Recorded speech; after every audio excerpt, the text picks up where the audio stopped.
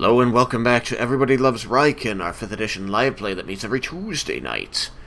Last week, we continued the strenuous battle of 3 armies, if you will, among the party, the Platinum Sentinels, and the soldiers following Tatsuya Lumas.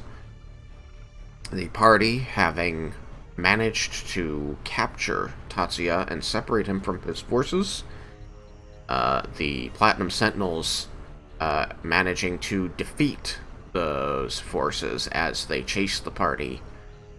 And then finally, there was, as the party accomplished its goals, a brilliant flash and a wave of energy that washed over the battlefield, at which point the Sentinels began to cry that the scale was in danger, believing that someone must have gone and separated it from its hiding place, its vault, its safekeeping.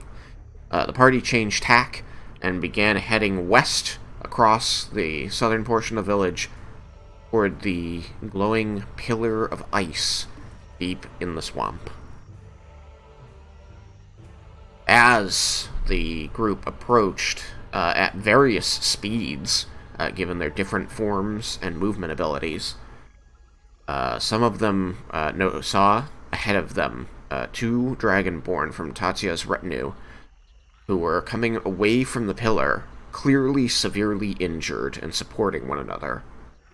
As they made their way across the marsh toward where the battle between the Sentinels and the rest of Tatsuya's forces had been occurring, Treznor himself appeared on the battlefield and struck them down with magic.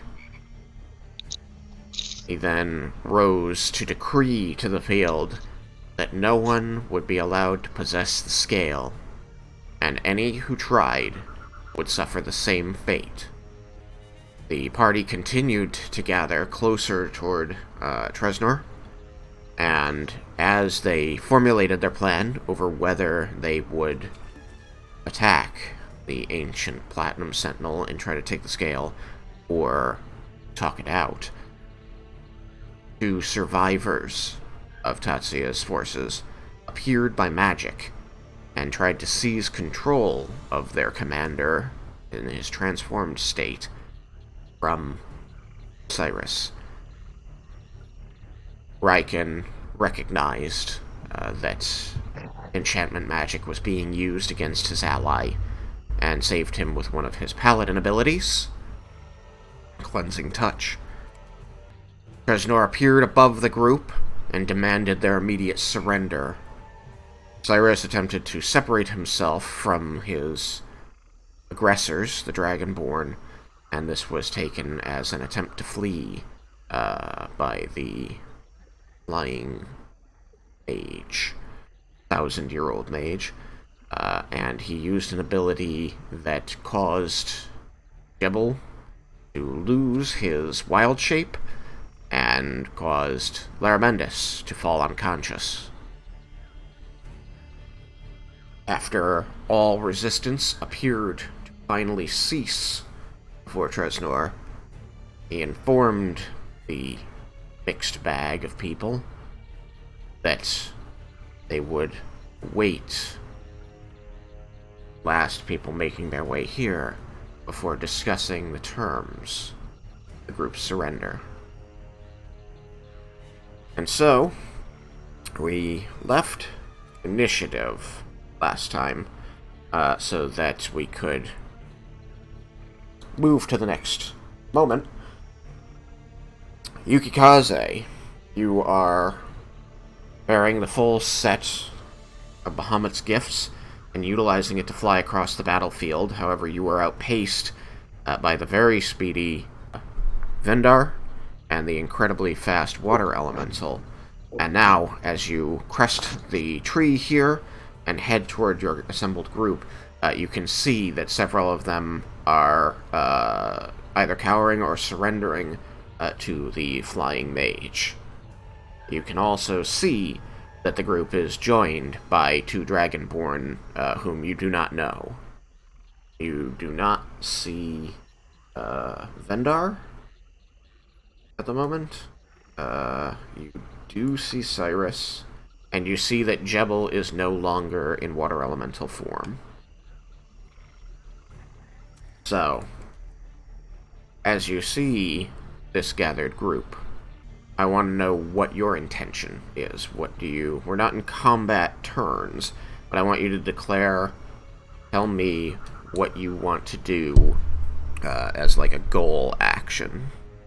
Considering everything that happened prior to me getting there, I want to move slowly to where I can hear what's going on, but not approach too quickly, and have my body at the ready to dash forward if the need arises. You will move toward the group by flying. Slowly, you know. Um, I'm still in the sense of that battle has just begun or happened, so I'm not gonna. Damn it! I'm not gonna go directly on the party. Um, hey, to get the thingy up. Thingy. We're all still in Tailspire, right? Yes. Most people have accessed it by entering offline mode in Steam and then launching it, since Steam server is currently down. Oh, is it? Yes. Eee.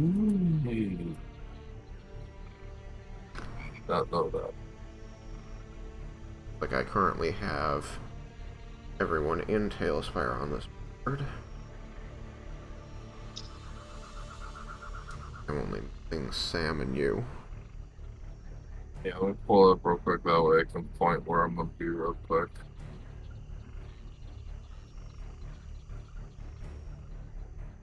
But the intention is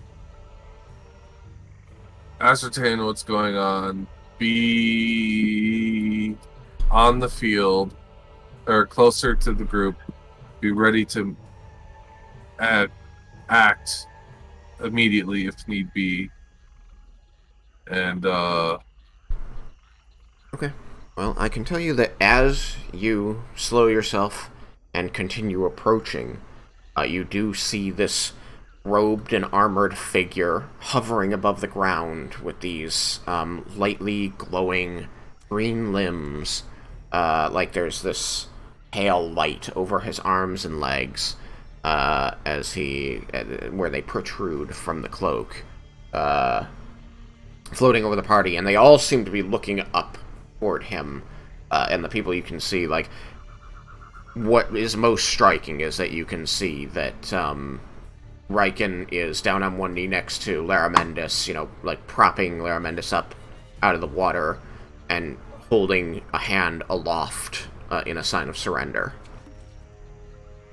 And you have not been unaware of the words of Treznor as he has been making his voice boom whenever he speaks, so that he is audible for great distances. You are aware that he is awaiting your arrival, and as you approach, I've moved you up to, like, the edge of the shallows before the gap to the little bit of land where he floats. You do see that this floating figure, the hood that it is wearing and cowl, seems to turn, lifting towards you, and within the depths, the folds of the fabric, you can see this bright purple light kind of cascading out as he raises his head clearly to look at you. And you see, like, was sort of, like, drifting a little bit, like, bobbing somewhat in the air. You see this movement stop as you approach to this distance. and you see the green hands kind of come up and take the hood and draw it back. And what you behold as he does this is the form, the white and gray and green blotched form of a skull. Clearly humanoid, but you can see that there are gold tusks protruding from both jaws, larger on the bottom. And the purple light was produced by these two gems, one in each eye, a red and a blue, that are glowing brilliantly next to each other, and their light combines to purple. And he stares at you. You see the lower jaw kind of fall open somewhat. He says, in a stunned voice, "I did not expect to see you walking this world again, my friend."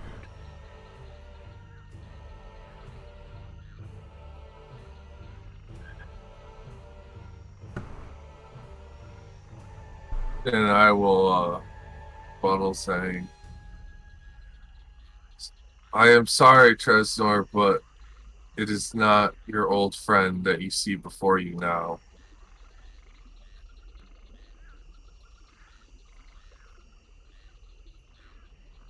He, you see his mouth closes, and the jaw works a moment as though he were alive. Or he says, "Of course. But you bear his mark. You fight for his cause. These," and he gestures one glowing green hand down below him, "people would wake the dragons and set them to devour this land.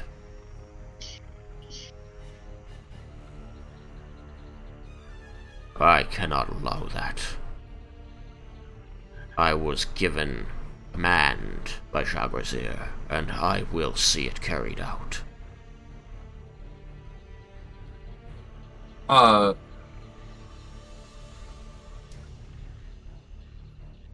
What was the command, Treznor? What was your command, by the way?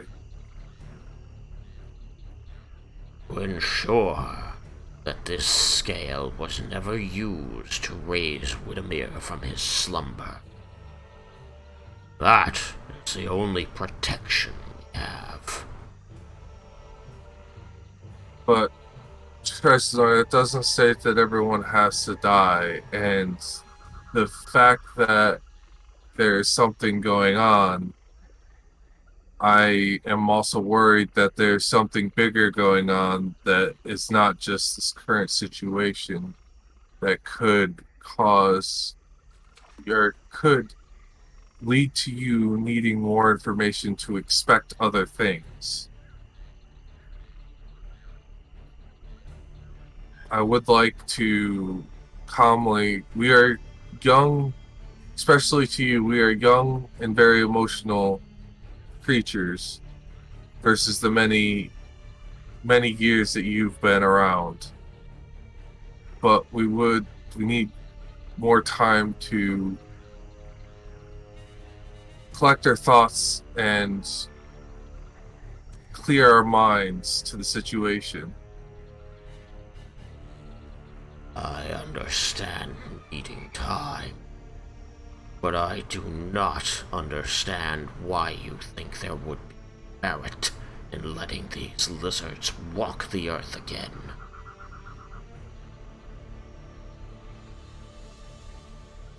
How can you bear the mark of the champion of Bahamut and think this is the path? Have you been told nothing?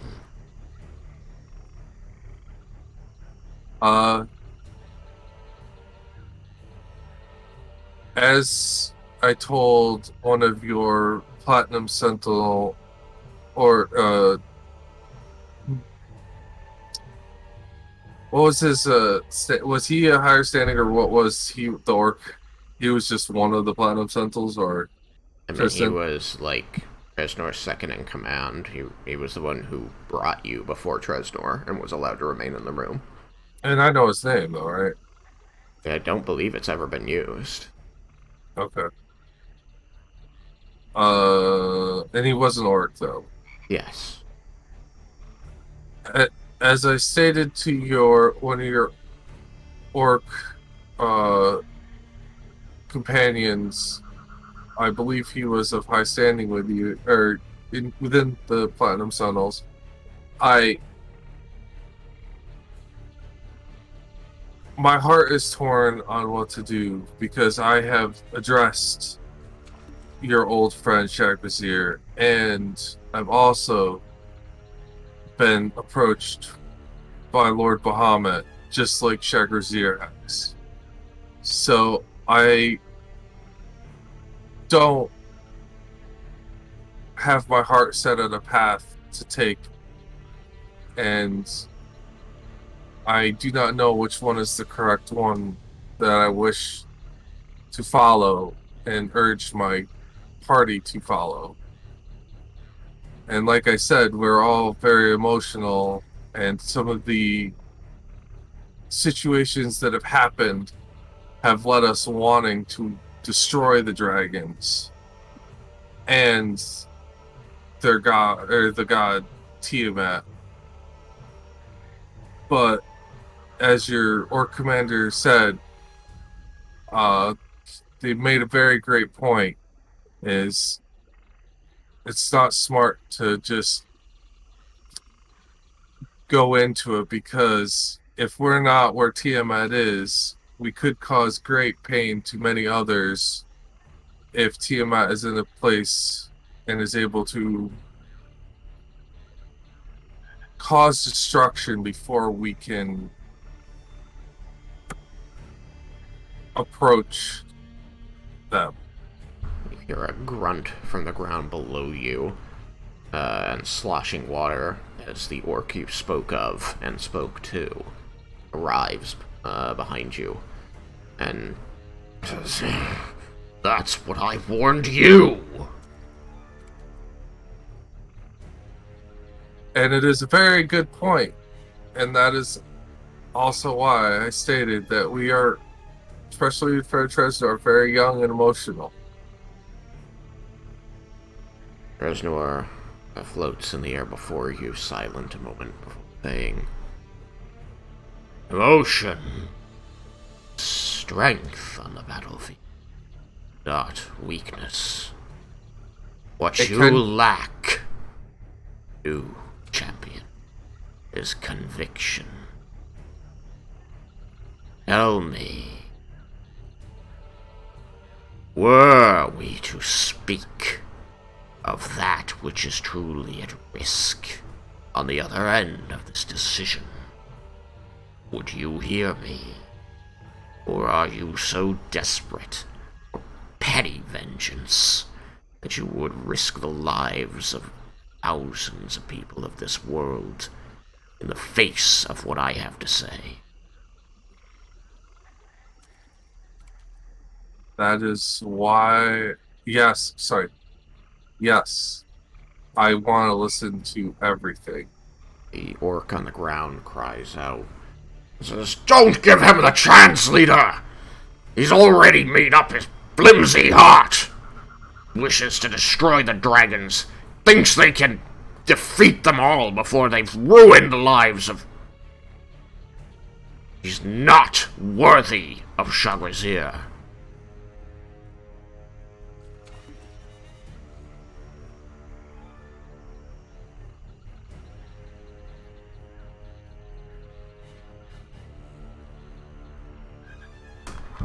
Oh. Whether I'm worthy or not, he still did not tell me. He actually did not tell me that his choice was the right one. It was the one he chose to do, and he didn't urge me either way. So I believe he wanted me to hear everything because I believe he wanted me to, if I go down his path, to follow it with my whole heart and complete conviction if I decide it myself instead of being told to do it. The orc beneath you is clearly, like, tensing in frustration, clutching his fists and growling, wishing to argue against you. And Treznor raises a glowing hand. Says, "At ease, Angar. I would speak to this man. Tell me, soldier, new champion, what do you call yourself?" Yukikaze Nagaraboshi.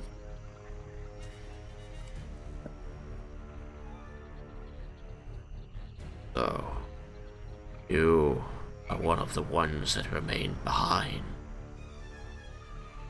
Yes. And how are they did not travel to Arkhosian? Shared a similar fate as the city of Arkosia when Shisharan decided to stop by as she was traveling.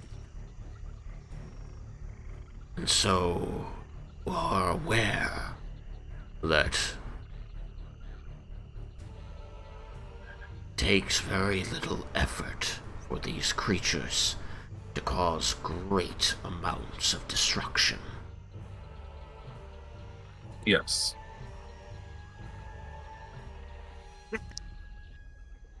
Tell me about the mark on your eye. Is that a scar? It was part of the mark that was given to me by Sir Shagrazir as I collected the artifacts and addressed him multiple times.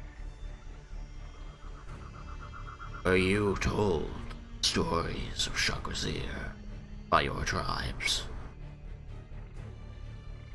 Are What you was aware the great deeds he was a part of? The actions he took to protect others?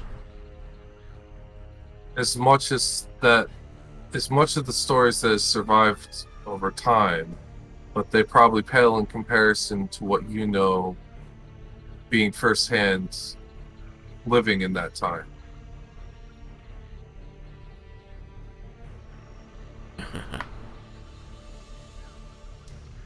A calculated response. But I want to know that you understand what it is that Shagrazir and his legacy into this world.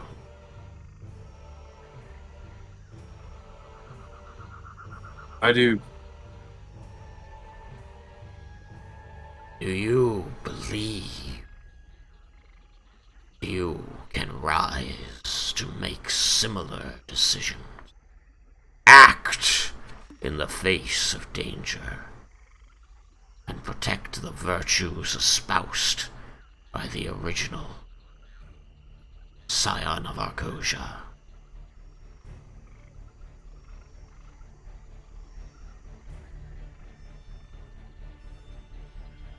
Do you believe that he, Shagrazir, that my friend, has chosen well in you?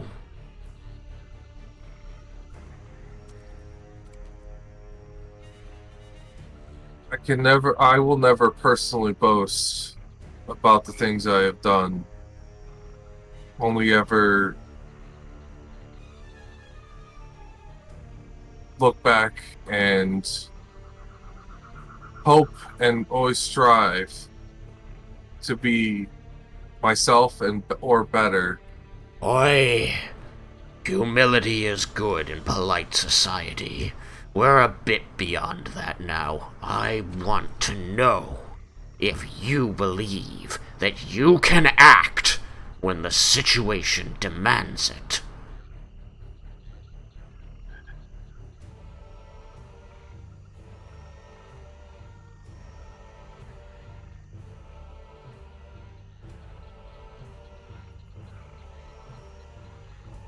I will act.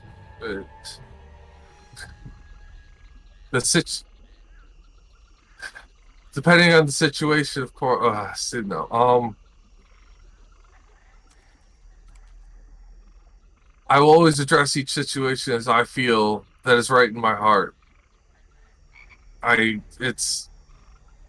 will act.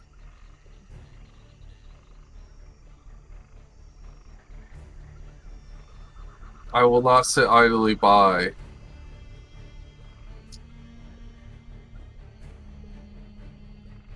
Orc beneath you, called Ungar, cries out once again. Do you see the way he vacillates? The way he waits and hesitates? He's no hero. He's not ready for this. He's not your friend. Aggressor might have chosen, but I don't think he can. And as he speaks, Treznor raises his hand and makes a cutting motion with it, saying in a firm tone, but still deadly quiet, "That's enough, Ungar. Stand down."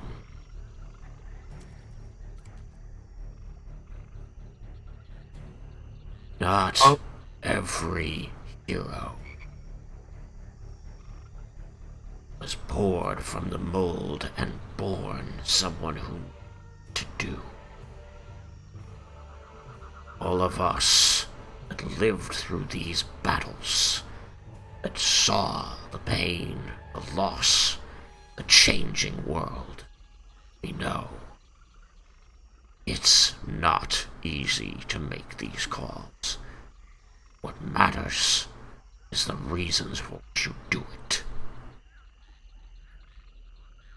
And forgive me for and Angar, I hesitate because I feel that I am lacking so much knowledge at this time.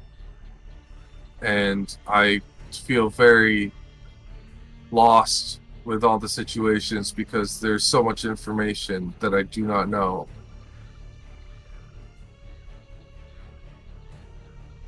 It takes a wise man to admit that he does not know.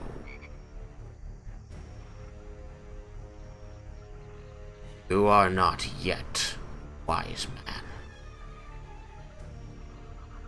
but may be on the right path. I would be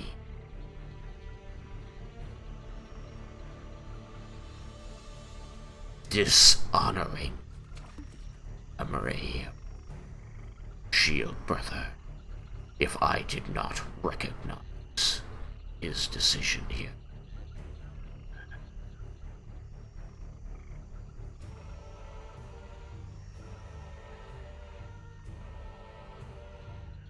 We will speak. But first, I need to know that this battle is over. The scale is lost to you until I speak on it further. And so I will look at the group and all the Dragonborn down there and say, is everyone done with how would I should put it?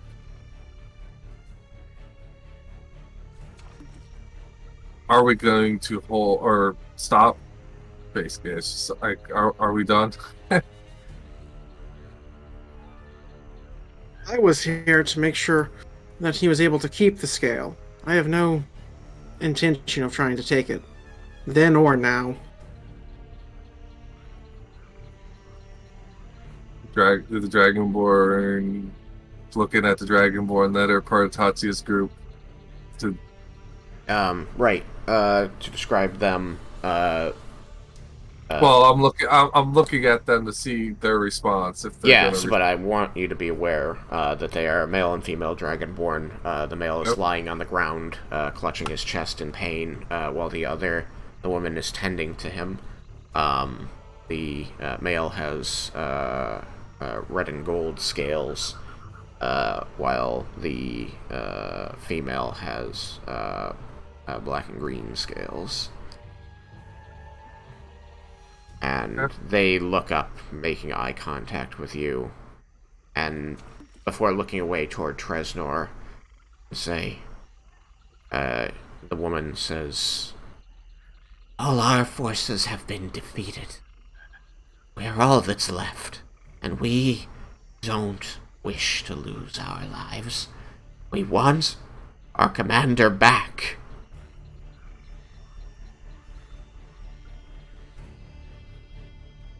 Treznor raises his voice and says, "You are defeated. Do not get to make demands at this time. Your claim has been heard."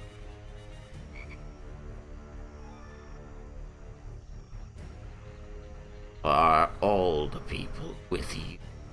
Turning toward Yukikaze again. In agreement. Your decision, champion.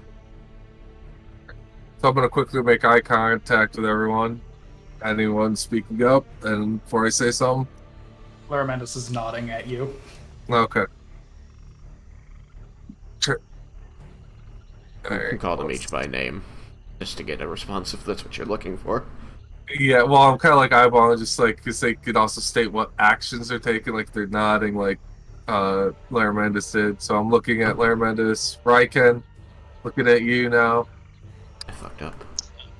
Raiken is he doesn't respond. He kind of looks down, kind of away in the other direction, but he's not putting up any kind of fight. All right, I'm looking at Jebel. I apologize. All right, I'm looking at Leah. I can't see. No, that's what I apologize for. Because because she was so far behind, I forgot about her again. And Elisa, I'm sorry. I didn't mean for that to happen. Yeah, I was about to move my token, but you apparently did it already. Yeah, mostly because you would have been coming up the whole time, and as you approach, even if you are like trying to stay hidden, you do notice that the floating creature with a skull for a head and glowing red and blue eyes does seem to notice you and does not make any kind of gestures towards you, but you notice that whenever it comes time for him to speak, he seems to speak more loudly so that you can hear. Where would you like to be? And move your token to where you would want to be now that a question is being asked about the party in general. I see the party is up there, I see. Yeah. I will be by Yukikaze. Okay. Would you get there by trudging across the water there, or would you have used yeah. a magic? Well, okay. Yeah, no, that's Raiken. Okay, then I'm just standing by Raiken. Okay, yeah, Yukikaze is the flying one. Alright, so with the conversation and with you moving over there, Leah, I'll be looking at you also real quick. Well, you're probably back. Leah would have had time to stop over there, right, Tristan? Yeah, Leah's very aware of the tense situation, but she was able to splash through the water without anybody addressing her. Like, Treznor did not call attention to her. He focused all of his attention on you. Alright, so I will look real quick, be looking at you, Leah, for any actions. You can sign or disagreement. No, I'm more than happy to not fight, and I voted for having the scale stay here in the first place anyway.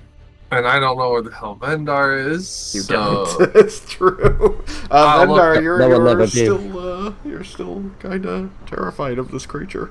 I'm still hidden in. I'm not gonna say anything. Alright, so I'll look at Treznor and be like, I believe, or my group is ready to.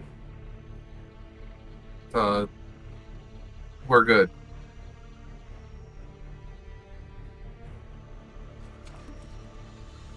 And the punishment for the crimes trying to take scale have been paid in the blood of the Dragonborn of Arkhosia.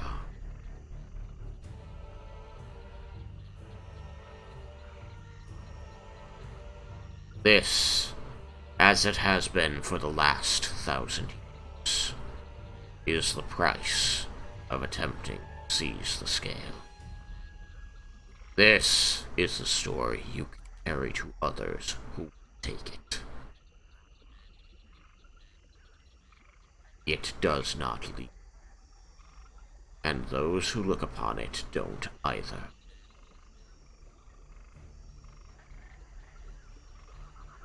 You are aware that you have never been directly aware of the scale, or been certain that it is anything that you have seen. I was just to say, and Cyrus thinks to himself, glad I never actually saw it.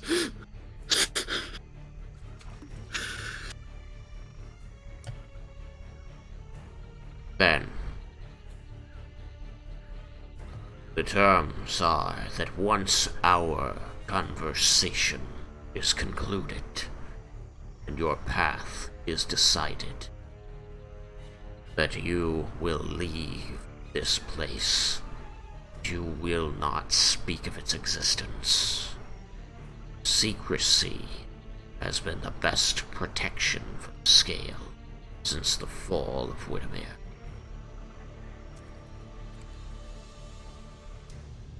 But you do not leave empty-handed, for I wish to share with you important stories, times before your lives. From this, I believe, will derive meaning and purpose. Meaning and purpose that I think your predecessor, Champion, did not wish to force upon you, but that is his way, wanting people to decide for themselves. I don't feel the same way. I've seen selfish decisions that men have made in time since Shagrazir's fall. I have seen their outcome. Decisions and results such as those are why I joined with him in the first place, and you should be aware of it. Will all accompany me back to the beach. Is that clear? Yes, Treznor. Nod.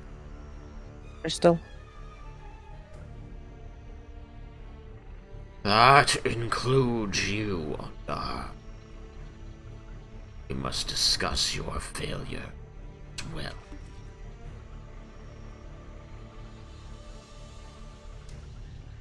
Ongar seems to sheathe the greatsword on his back and hang his head. But grunts agreement.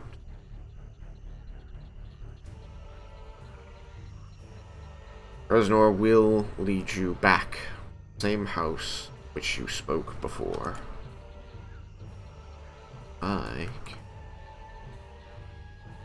Here.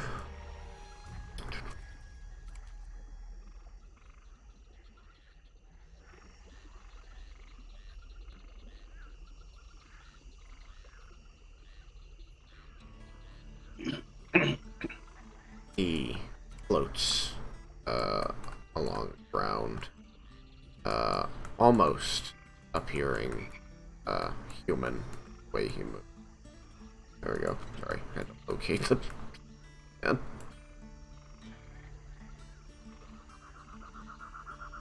Oh, good. It's not actually as far as I thought it was. So he leads you straight north. Get everybody inside.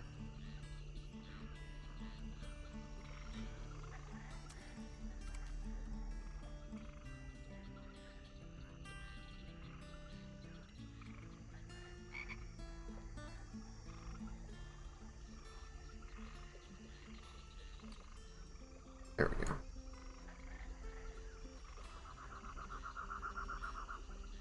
I started teleporting all the tokens for speed.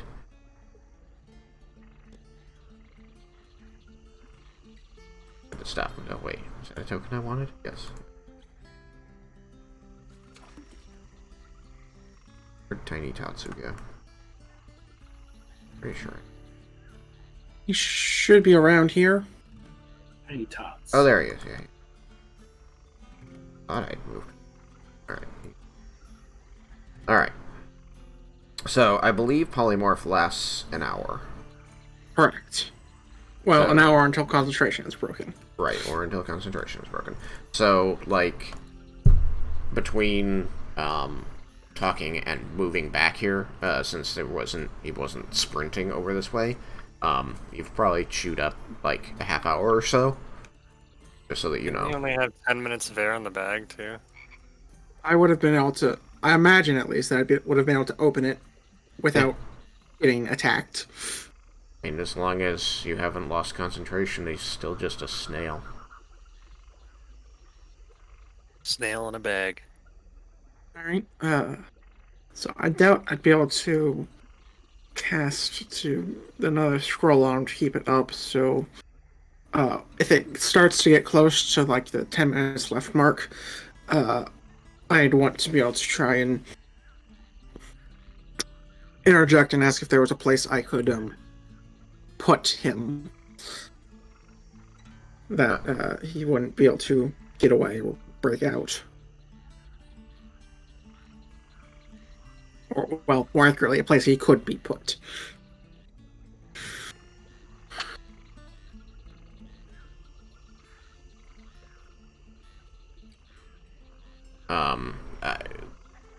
I think that'll become a moot point momentarily to handle this. Okay. Live. We're gonna do it live.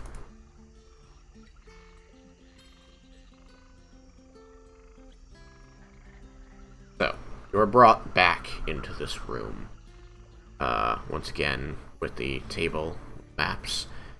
You become aware that, now that you've been around the place a bit, that the map is showing the area, and that there are markers on it which seem to coincide with glyphs of warding that you hit. And so it is a easy guess that other marks on the map must mark other glyphs of warding. You recognize the pillar, you recognize the buildings. Hopefully, our wizard gets a good look if we need to leave. I have to take a real quick leak before we get into this. Can I just have like 2 seconds? Mm-hmm. 1 Mississippi, 2 Mississippi. So we're back in this room, which had the thing that I utterly failed to roll an Arcana check about because I couldn't remember it because I didn't pay attention to it. The glowing purple orb on the bone pedestal at the side of the room. Can I take a look at it? And When you say take a look, do you mean look over? I mean, just like from at my it? position, Yeah. look over at it with more than the cursory glance that I did before. I Yeah. don't. Just give me a moment to walk over and be like, interesting touch. Yes, you may look over at it and think about it. I don't think that was better. You rolled a 1. No, I did not roll a 1, and I didn't roll a 2 either. Oh. It was a 3. It was a 3. So that's 21. Okay. As before, it appears to be a glowing orb. It looks simultaneously crystalline and ephemeral. Without performing detect magic, you don't know what schools of magic might be creating these effects. It could be an illusion of like a crystal ball looking thing. It could be a barrier sphere, so it could be a abjuration spell. It could be a magic item, for all you know. Mm-hmm. But because of the way it looks, it is very difficult to tell without performing more in-depth study upon it, as it looks simultaneously solid and real and obtainable and not. Mm-hmm. Again, your mind is as convinced that it's an illusion as it is that it's a stone. One day I will roll okay. One day. I mean, 21's not bad. You just... I mean, that is true. A 21 is not bad. A 3 is bad. And your experience with magic is why you have as much insight about the things that could be as you do. You are convinced that your schooling in magic is helping you determine things about it, even cursorily, from this distance. It's narrowing down the set of things that it might possibly be to a reasonable area of study, as opposed to just it's magic, maybe. Yep. I don't know. Fuck it. But it's also narrowing down like your paths of figuring more out about it too. Yeah. You need to start casting actual spells to try and identify it. Sounds like a bad idea right now. I have very few spells. Alright, are you back, Yuki? Yep. Okay. So, as you all follow Treznor into the room, and his advisors are still stood around looking concerned, though the white-haired elf who had moved pieces on the map the last time you were here seems to look over and be doing a quick count. Actually sort of, like, smiles to himself a bit. Though you're not sure why. The smile is enigmatic. The others seem to simply turn themselves slightly so that they can be watching Treznor for any signal that anything might be required of them. And Treznor again moves around the table and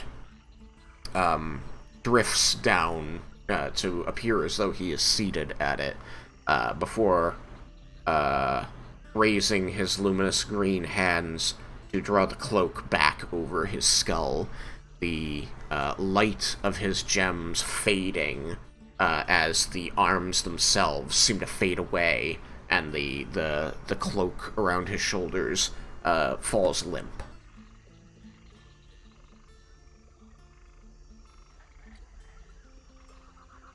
Yes, I think before we get into my storytelling, that you owe the other defeated something.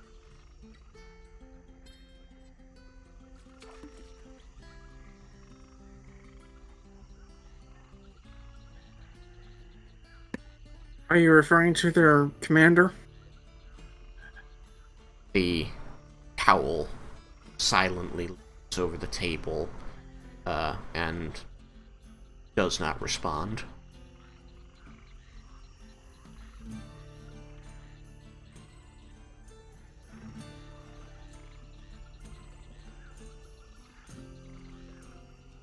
You can see the two Dragonborn have moved to the side of the room so as not to be crowded in among you, but they do both look to you, Cyrus, and one of them still like, clutching under his side as though he's in grievous pain. The one that Raiken had addressed as Amuro, winces, saying, "Please, return Tatsuya to us. Let him not be another casualty of this conflict." I'll get Tatsuya's snail out of my bag of holding. Does anybody in the group have anything to say about it? Either About for or against. getting Tatsuya out. I mean, he seems to be moving to do what was asked. Well, there was a little more I was going to say with it as I was getting it out. I know, but I'm giving them a chance to respond to what they see, not what you intended to do. If I'm not seeing any actions to kill the snail and or Tatsuya, then I'm not against, or I won't take action. Okay. Vendar, you're directly next to him.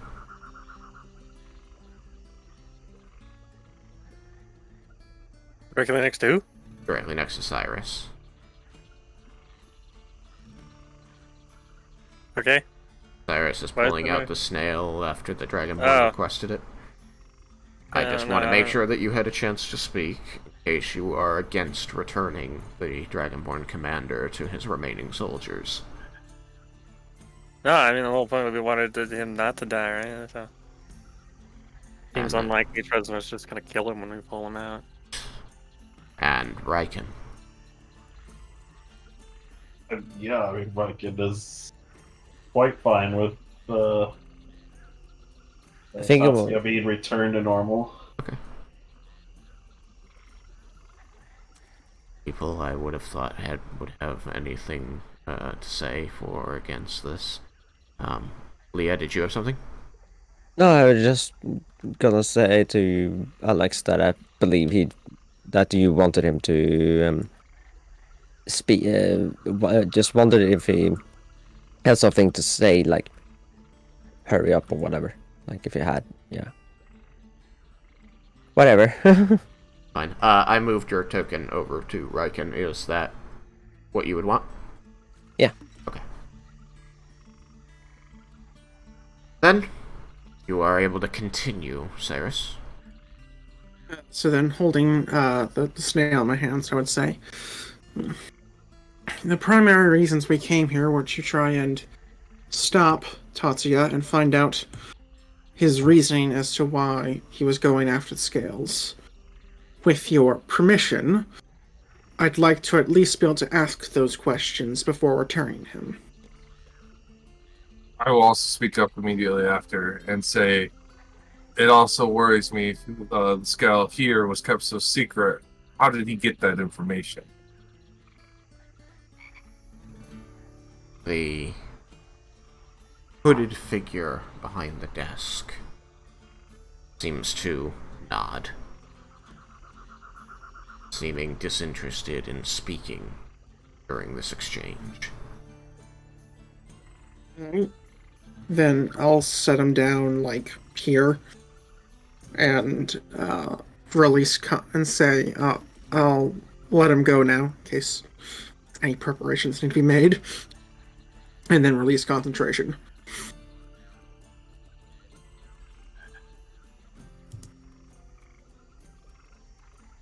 You set the snail down, give the warning, mostly see the two Dragonborn against the far wall, looking concerned, worried about what happens.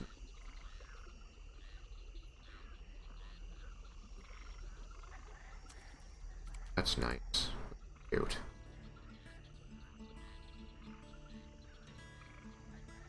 And you release concentration. The snail rapidly grows into an armored dragonborn. With two-handed weapon, loosely gripped in his hands. Its blade on the tip of its blade on the floor, as he kind of takes a lurching step to one side and mumbles, What? I have a quick question, which might alter your intro here. Would he still be under the effects of Power Word Stun? I mean, yeah, I believe so. Also, That is what doing. He was mumbling. All right, I was just making sure. No, no, doesn't he I had it covered. have like a hammer? I only called it a two-handed weapon, but I did say blade. Sorry, which I thought might have been. I forgot and thought it was a great sword. But you're right. It's a great maul. A maul. And so the head of the hammer rests against the floor as he takes a teetering step to one side, or seeming to kind of like flourish to a slow stop and begin tipping back the other way. And he mutters, "What?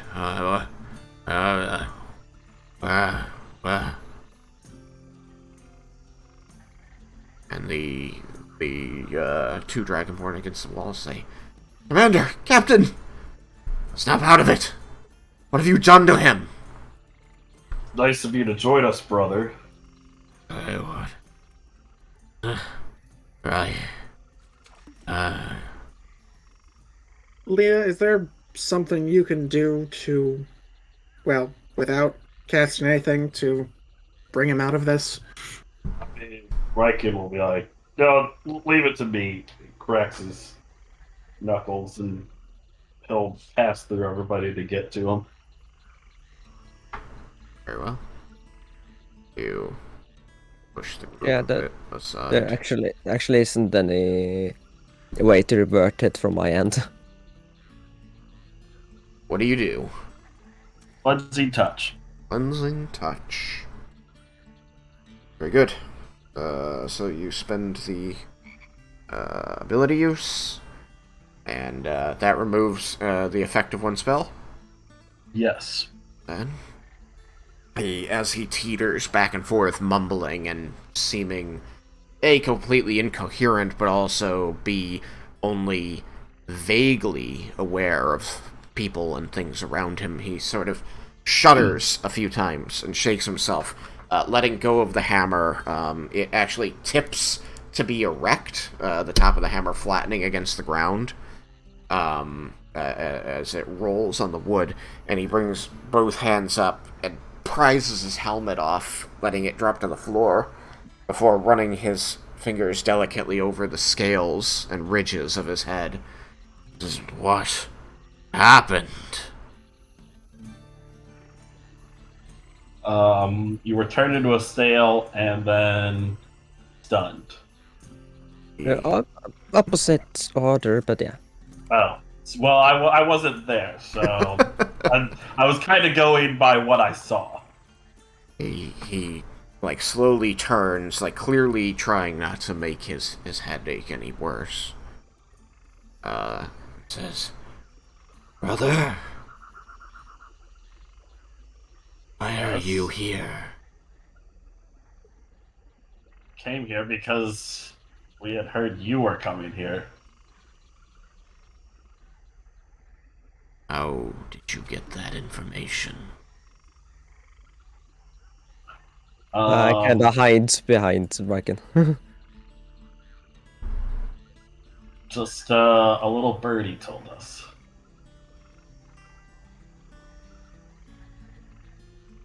I am sorry I made you worry so. It must have been terribly confusing. Well, Hear what I was doing.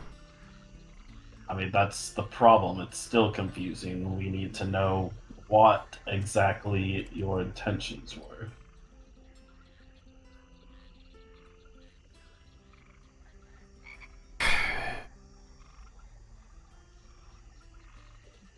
I will try to explain, little brother, but I am not certain that you will understand. Let me start by asking. Your journey travels before and after you found us in the desert. You saw much of the world, not outside of Arkosia. Indeed. Did anything about those places strike you, brother? What do you mean? I look the nations beyond the walls of our city. I see discord and inequality and a diversity of people who could not work together to save themselves, much less each other.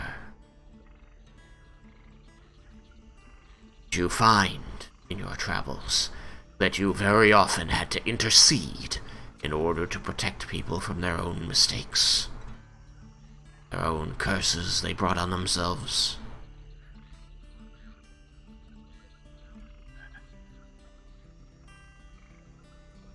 We have had to intercede, but not necessarily because of what people had brought on themselves.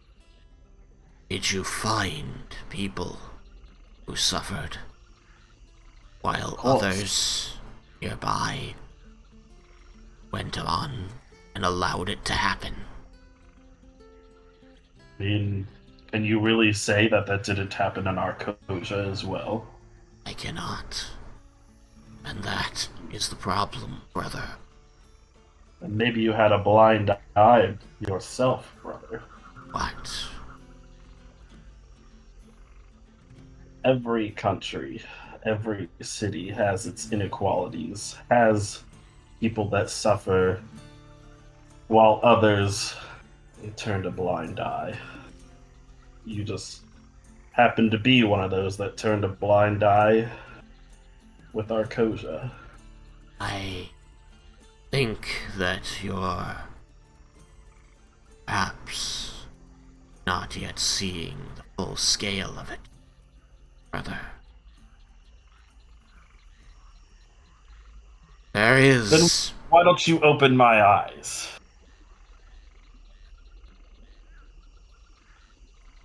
You are always quick to charge into battle, Raiken. It is commendable much of the time, especially That's the in only your thing he's said following. so far, that's true. It catches the enemy by surprise, which gives me the advantage. He seems to be caught off by Leah's remark, and you do see his expression darken, turns his face downward. As I was hoping to have finished the great work before you became involved.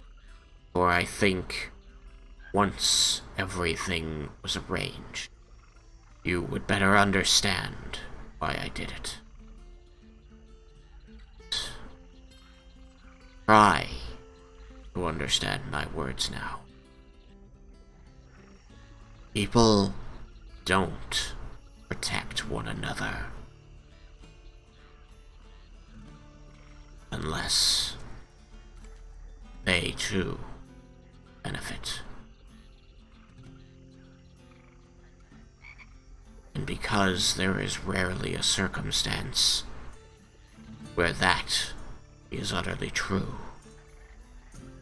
they rarely work together.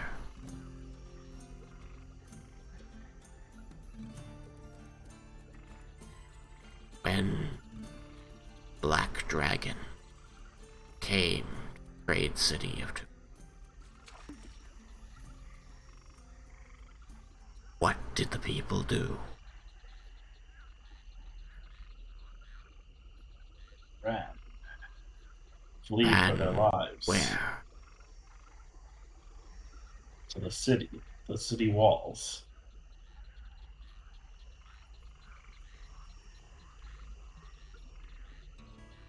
They fled the city. No. Well, they fled to the stronghold. And it protected them. Indeed. And they were together. Yes. You kind of see his shoulders fall as a relief washes over him. Our information was good.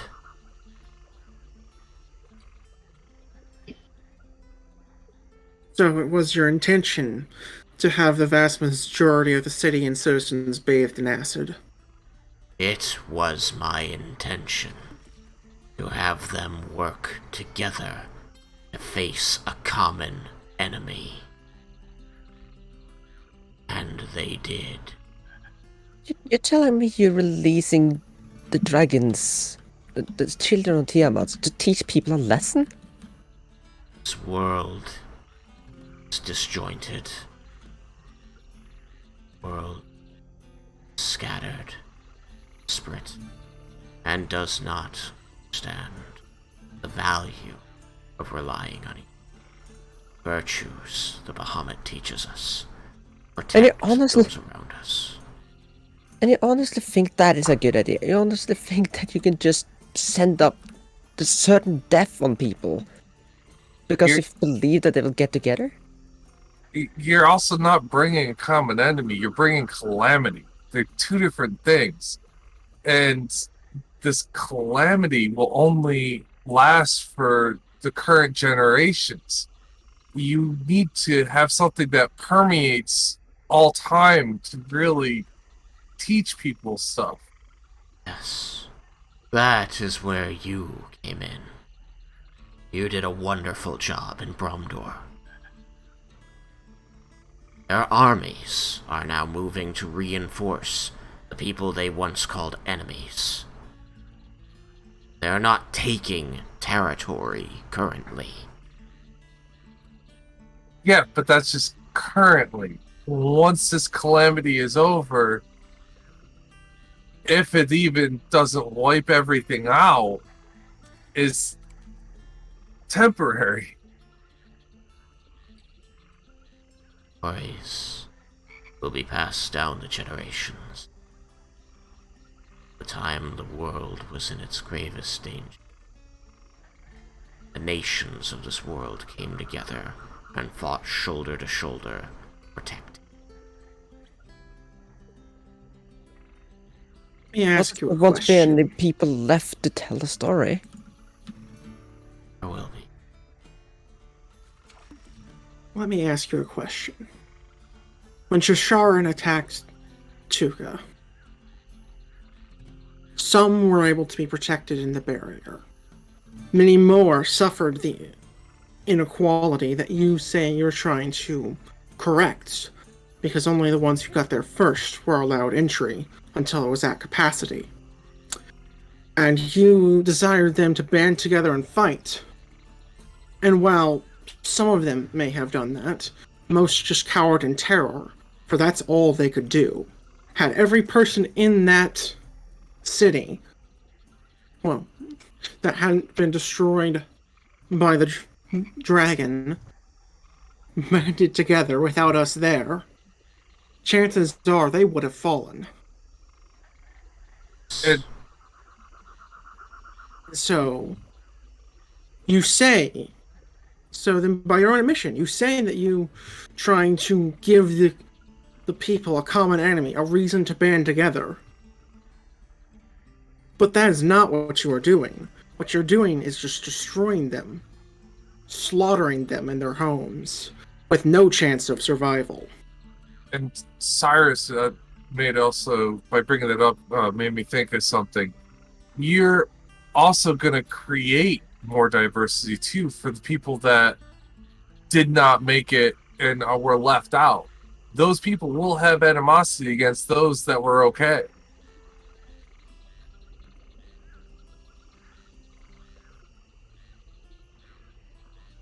I think this was not calculated. I very much expect you calculated it. Your calculations are shite. Like I said, you are short and short-sighted. Says the man who wishes to see the world burn. I wish to see the world unite. And it will. In death, yes. It will unite in the fact that everyone on it will be dead. Are incredibly short-sighted, but I do not begrudge you that. Have not seen, I have seen. You cannot know. You have not seen what I have seen. I By your own have. admission, by your own admission, you have no idea what happened at Tuca except through reports. You saw none of it. You do not see the horrors, the terrors, the hopelessness of that attack. There was nothing that city could have done. There's not much any city could have done. You didn't even win that. The dragons just left. Yeah, by pure luck, another one came and told them to leave. Raiken can tell you, in a single battle does not a war win or lose. Isn't that right, brother? Your brother would be dead if it wasn't for that other dragon. We would not survive that battle. Problem, though you are indeed correct that one battle does not win a war. The problem lies in the fact that you didn't give the world an enemy that they can unite against when it's an enemy that nobody can really take on except for a few special beings. Think one person can defeat these dragons? I think we can defeat it, but the world cannot. Well, I do enjoy your self-assuredness, brother. I do believe that comes from the teachings of your god. Yes, But it does. I know that it will take unity to defeat these dragons. That is what I seek. I have been led here by Bahamut. As he's talking, Raiken will pull out what seems to be a medal that he has not shown anybody else. Remember this, brother.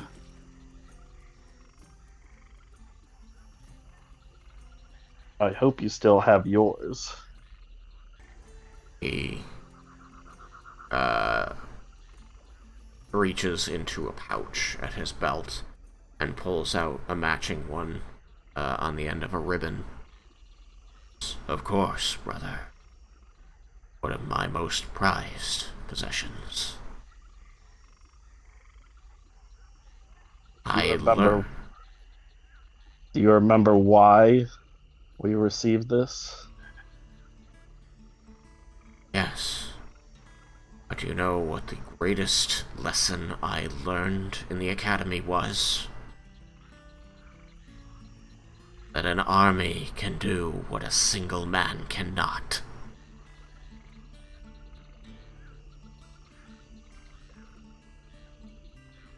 That when people work together, the impossible becomes possible.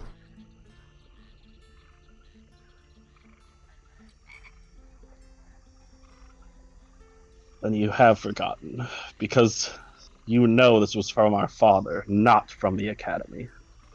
I know it's from our father. The importance was for graduating the academy. Indeed, it was for graduating the academy. But it was also a symbol that we would work to protect people, not put them in danger, an unnecessary danger, just to unify them. Seems incredibly specific, a lesson I would have remembered if it had happened. It's not that specific, but I'm trying to cater it for this situation right here. You are not protecting people by putting them in immediate danger from a threat such as this. You know what Ebengard is doing right now?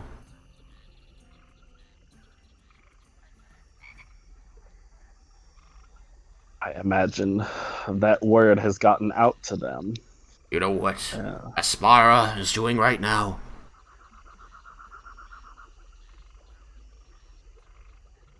You know what Tuka is doing now? Yes. That is not protecting them. That is just helping them prepare for slaughter. Do you know why they're doing it? Because if they don't, they will be destroyed. No. While that is part of it, I'm The done only- listening to the tiny one. every Brother, city you have know mentioned what I say is are, true. are cities we have visited and counteracted These your every people action. need to be unified against the enemy, or it will destroy them. You can't stop it. Hell, the champion of Bahamut couldn't stop it. Isn't that right? He turns toward Treznor, who floats, seemingly listening with intrigue to what's going on. Says, I find this whole situation incredibly interesting. Perhaps now you understand why we were charged with keeping them asleep. And as we've seen, with all the rest of the dragons, they only stay asleep for so long.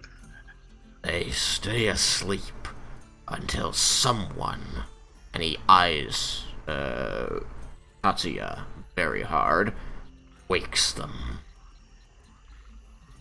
Why don't you tell us who's been waking the dragon? Where they got the information?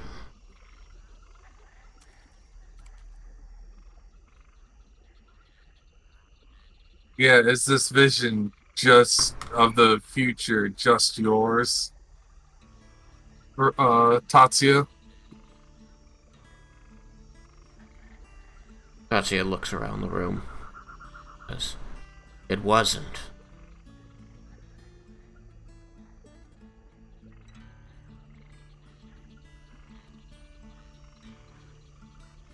My squad, those that were with me, departed from Arkosia. They agreed. They saw what needed to be done. They helped me acquire the scale of Shisharin. Excuse me, Bala, not Shisharin. He didn't acquire the scale of Shisharin.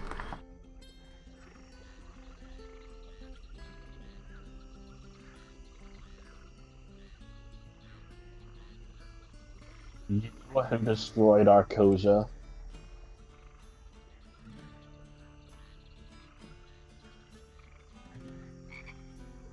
Sometimes, in order to accomplish great deeds, sacrifices have to be made. You sacrificed our family. I will not apologize, brother.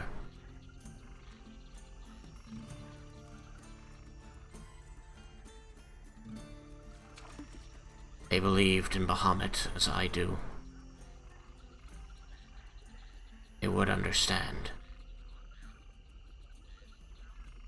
I highly doubt they would understand. The champion of Bahamut itself probably doesn't understand.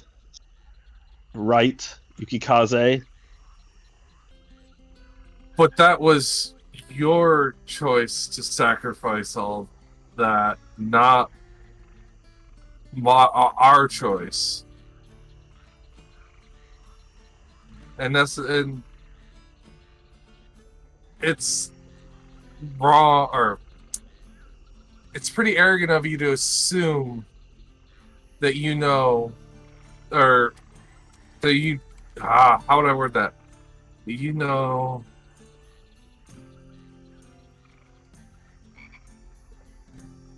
that you know exactly what we believe. I guess that's the way. I'm not sure how I want to put it. He, his eyes track back over to Raiken, brow raised, unsure. I we're just- suppose I have to concede that point, little brother. He does not understand. Actually speaks just to Bahamut. I suppose I have to concede that point, brother. The champion does not understand. He actually connects with Bahamut. You do not. So what makes you think you know, with the teachings of Bahamut, that this is what he would want? Well, hold that thought, brother. You, champion. Your name was Yuki, wasn't it? Yes. What does Bahamut wish you to do? Bahamut gave me a choice. He did not dictate what he wanted me to do. No, Shagrazir gave you a choice. But didn't he... I thought Bahamut said that Bahamut gave you a command. Oh.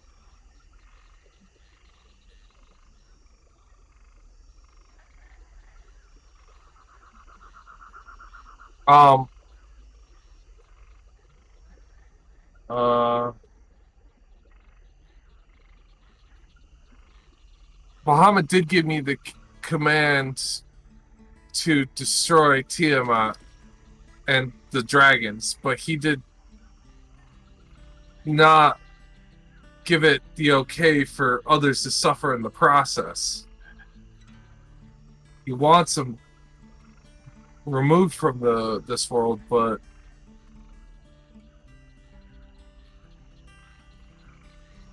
he did not state a cost for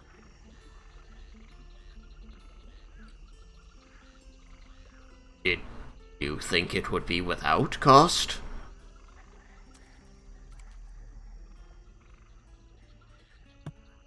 That you would just call upon Tiamat to come fight you, and you would defeat her? And that would be the end of it? You could have done it with less cost. And the world would be worse for it, brother. Please, I'm trying to help you see. If the world is always stood up for by heroes, individuals who are considered to be greater than all others, then they never have to band together. They never have to rely on each other. Someone will always come save them. How is that good?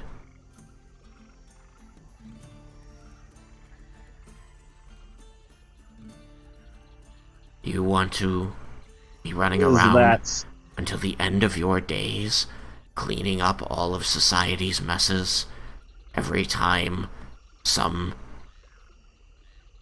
pompous dictator decides to overstep his boundaries, step in to swat him down forever? And that's why you're sending in an enemy that can only be defeated by a hero. What's the logic there? Why can it only be defeated by a hero? That's what we learned. You need the armor of Bahamut to be able to hurt these guys. That's not true. Who told you that? He looks to Yukikaze. Did you tell them that? No. Well, the armor of Bahamut is going to make that fight easier. It isn't necessary. Did they also happen to mention that it's a trap?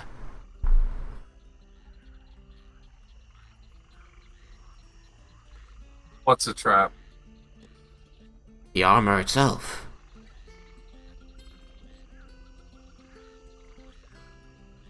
It's designed for one-on-one fights with the dragons. Or, rather, one dragon at a time.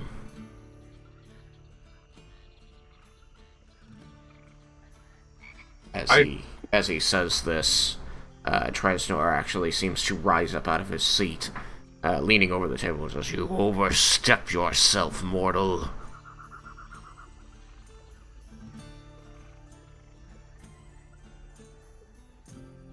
Oh. Seems I struck a nerve. You see, brother? You don't have the whole story. I'm just trying to get the people to fight for each other, to fight for themselves, rather than relying on heroes all the time. That comes with bloodshed, that comes with a price, and it is a painful cost that I don't make lightly. But it's one that I understood.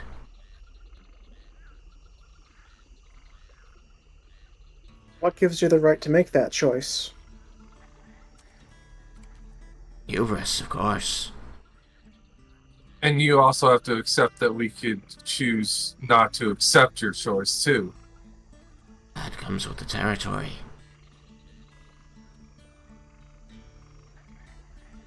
That's why I'm talking to you now. You would have stopped me outright if I had tried to leave you out of it any longer. I'd hoped not for it to come up until there was nothing you could do to stop it. Now you're standing between me and the final piece. So, inviting you to join me.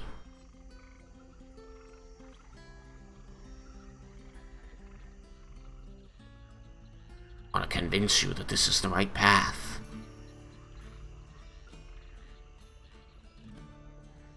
Want to kill Bala, do you not, brother? Don't tempt him with petty revenge. It's not petty. He'll protect the world. From you. Which thus goes back, contradicting what your whole plan was. To unite the world, and yet you're telling me to be the hero. The heroes that you don't want the world to have, because the world you want the world to unite. You're just contradicting yourself over and over. I don't think I have. You can't defeat them alone. That would be, well, really quite amazing. You really think very highly of yourselves. Just because you can't doesn't mean that we can't. I'm sorry you're so short-sighted, brother. Or I am not so you easy don't to believe rile. in yourself. I want to believe in people, brother.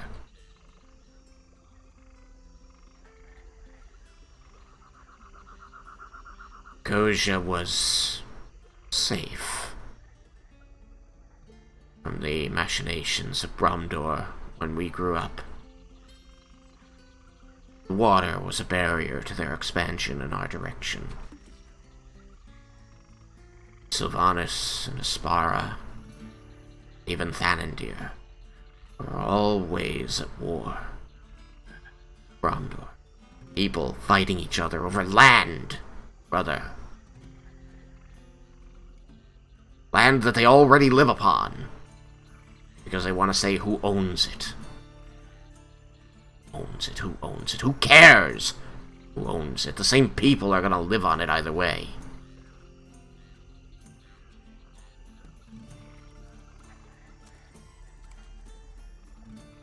Happened, Luca, as the result of people only worrying about themselves. I mean people outside the barrier. The people who constructed that barrier. Those were people who truly cared to protect others. Should aspire to be more like them.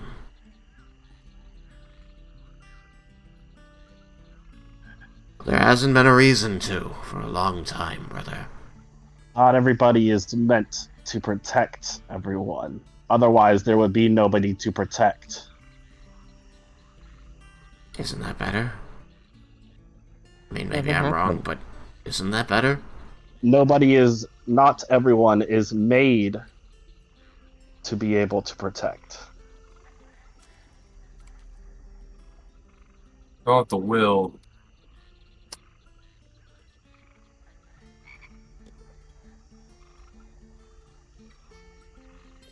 What would you do? What would you do about the division there? How would you improve it? Doesn't need approval. Show them a better way. We have already strived to try to better the best part we can. When we were in give me name of drow place, please. Umbralite. You got it. When we tried to better relations between the drow and other people or other races. You went to a city below, Yes. and you built bridges, made inroads. And actually, and it was not because of a dragon. Looks to Yuki Raiken. No dragon. Drow worked with you, but not to fight a common enemy. We fought a common enemy, Interesting. but it was not of the same magnitude No, as Tiamat and her dragons. really. Color me genuinely curious, brother. What did you do? Who did you face?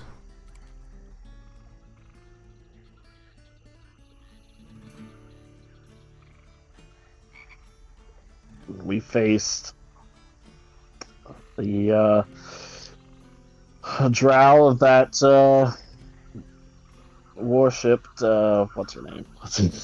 Lol. Lol. Lol.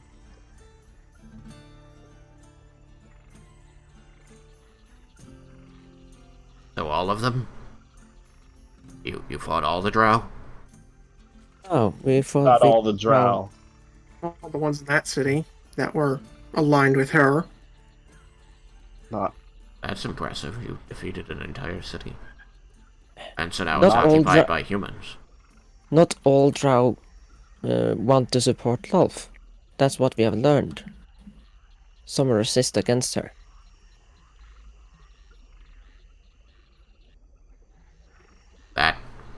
That can't be true. It is true. That is why there are now drow living peacefully in Bromdor. And Volinar in particular. That definitely isn't true.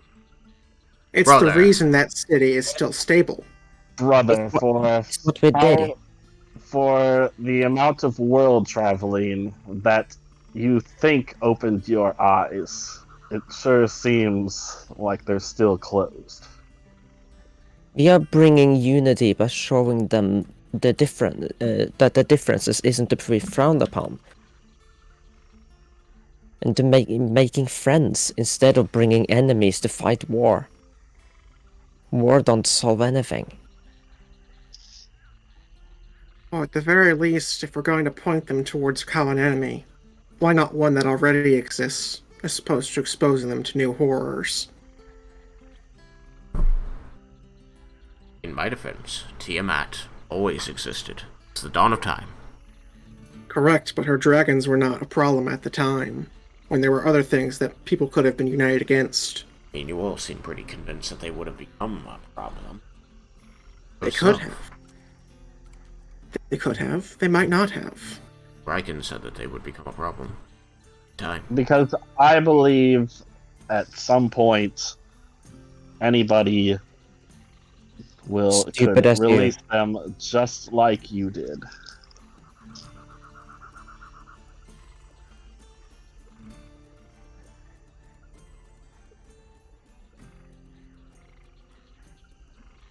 And even, like, in seeing that the dragons were dangerous, you could have rallied the people under one flag against Tiamat, taking out her children one by one, as opposed to letting them all loose at once.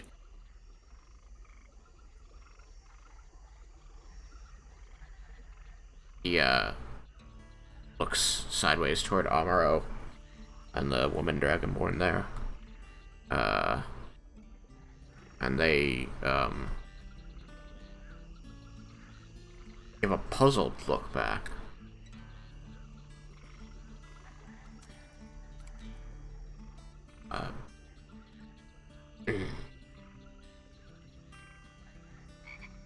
Perhaps would have done it then.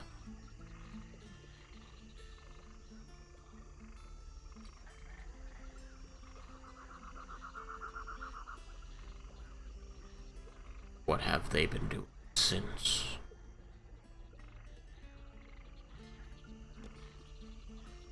The People dragons. or the dragons? Dragon. Do you know? Are you? I am not currently aware, but I know that they went north As far as we know, they've joined up together. as the blue one, their name escapes me, came to fetch Shisharin and bring them to Karasoth. At least that's our assumption, given that they were referring to their big brother, and that Widemir still sleeps.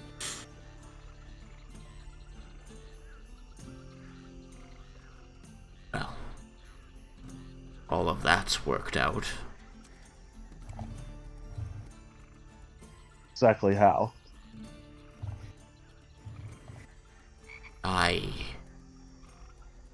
Ooh, brother. I didn't I simply differ. unleash the dragons.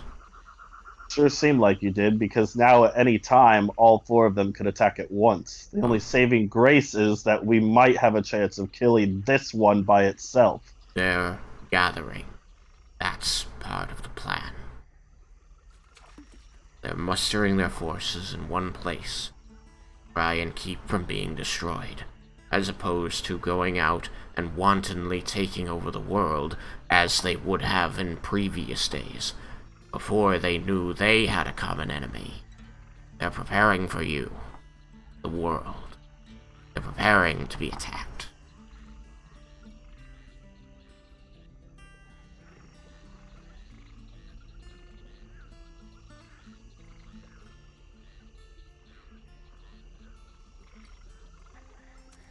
Because I know something you don't. Enlighten us. Only their deaths can bring about Tiamat. We already knew that. How? The Treznor? armor, I say with a thumb over my shoulder at Yukikaze. Muhammad told us. Steals all my thunder.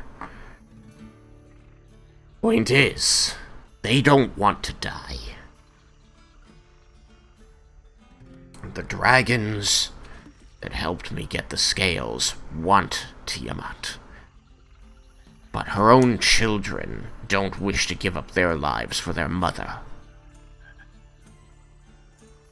And so now they're running scared, knowing that our purpose is to summon their mother to defeat her.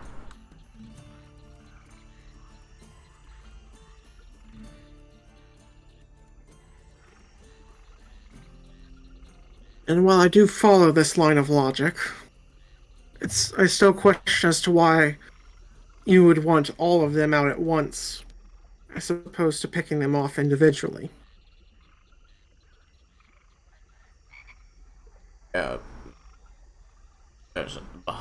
Tiamat is the greater threat the world must unite against. And you tell them that. You bring them up under that banner. Yeah. You start hunting down the 5 children. That way, your forces that you have accrued by that point are less exhausted once the final one falls. People aren't that willing to trust. They don't work together if there isn't an immediate threat. Not Unless I true. tried it that way first. You know how many people wanted to join the mighty quest to defeat one dragon at a time? I would have signed up. Well, okay, then I would have had 64. I would have had But 64 people. Not everyone is willing to fight, but many people are willing to unite. Once given the motivation. Yes. No, they don't need to unite to fight. Why do you always think fight? What is up with you, Dragonborn? Unite just to be friends. Just to be together. How did that work out in Bramdor? You saw it! They were invading the people around them! Because they And were now- wanting to fight. So, So here you comes- give them something to fight that isn't their neighbors.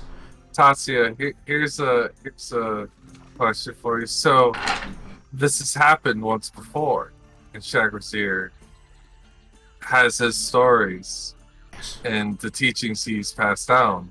Yes. So why are we having this now then? Again. Why has the world not bettered itself from that time and continued to be united from that time?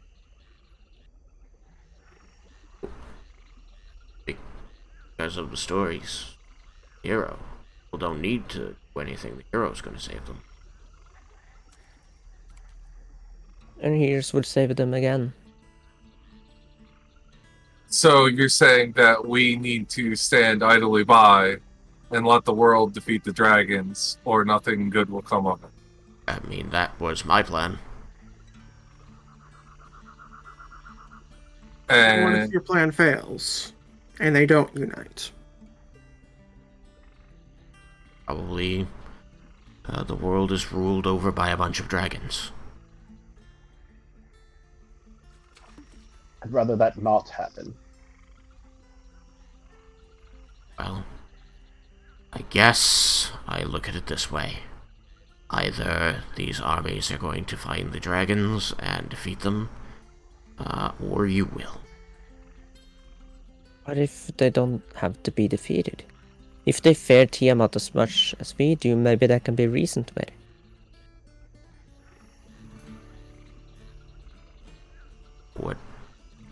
What would you propose to them? That they... Maybe a place they can live in harmony where we don't have to hunt them and they don't have to hunt us.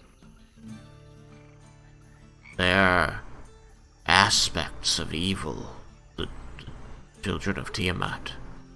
They embody avarice and domination and suffering. They don't... I mean, I guess I shouldn't speak for them, but history has shown that they're not interested in living peacefully with people.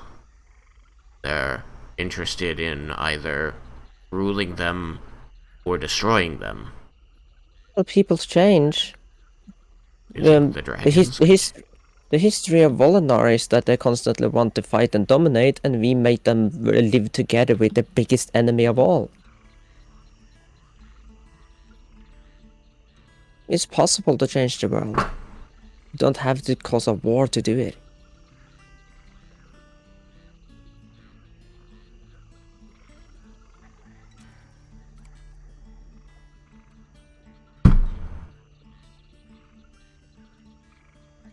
So you think I've been going about this all the wrong way? I do.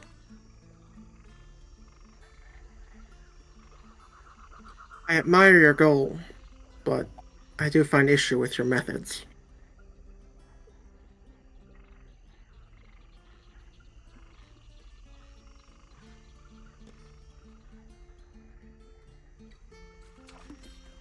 So, what do you want to do now, then?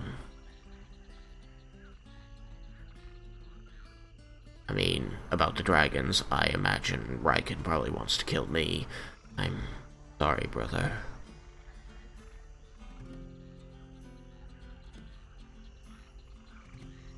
I'm sorry that you want to kill me. I don't know if you're even worth killing at this point.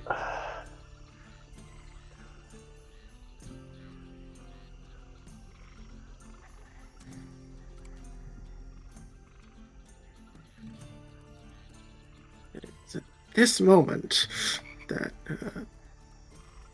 T over there, can't remember his full name, Treznor? zaps him with some Treznor, goes and zaps him with some blight. Um,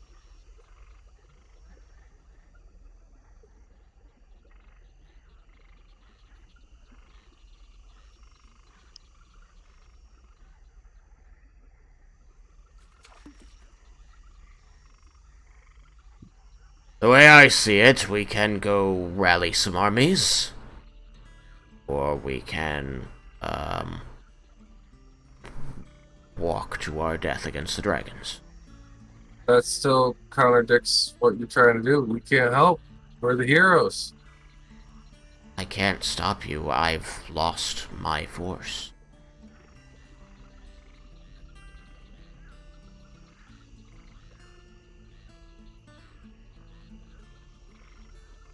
I can at least ensure that Tiamat is defeated.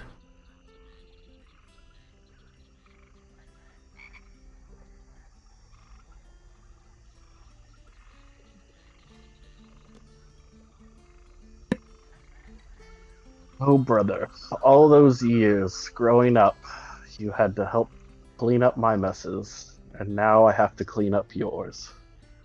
I don't think of this as much of a mess as you do, but I suppose that I am the one defeated for the first time, brother.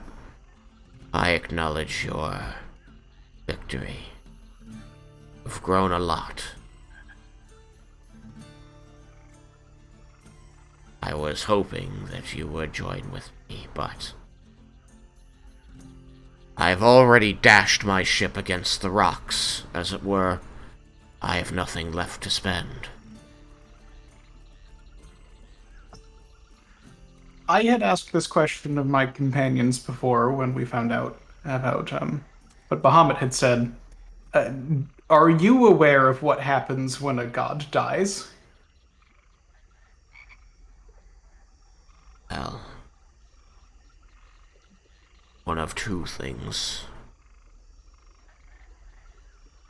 Either there is a void, a nothingness, for a while, until a power grows there, or there is a mantle, which must be taken up. To answer your question honestly, I don't know exactly what happens, but these are the things I have been led to believe.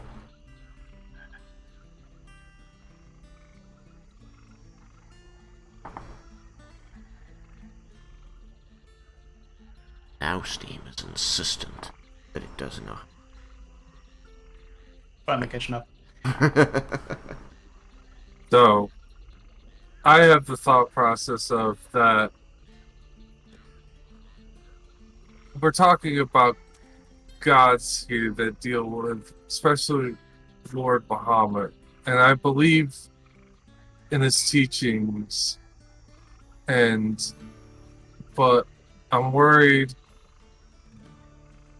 The reason why I did not want to dismiss Shagrazir's path is for the fact that we are small to them. They do care about us, and they do want our existence, but they are playing with greater powers and might not fully appreciate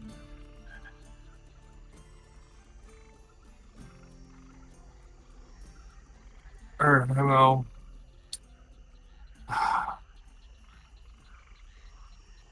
Not The world is a fine pawn to sacrifice in a greater game amongst the gods. Not so for the people upon that world.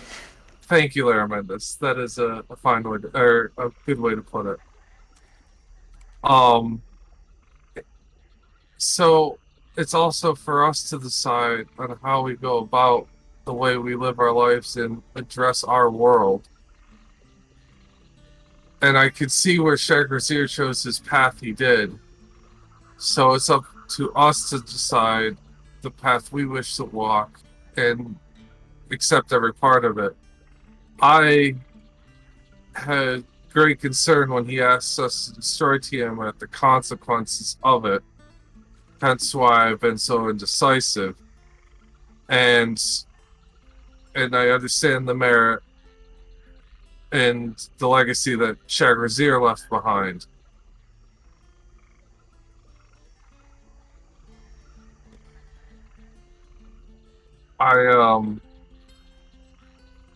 With this conversation we've been having,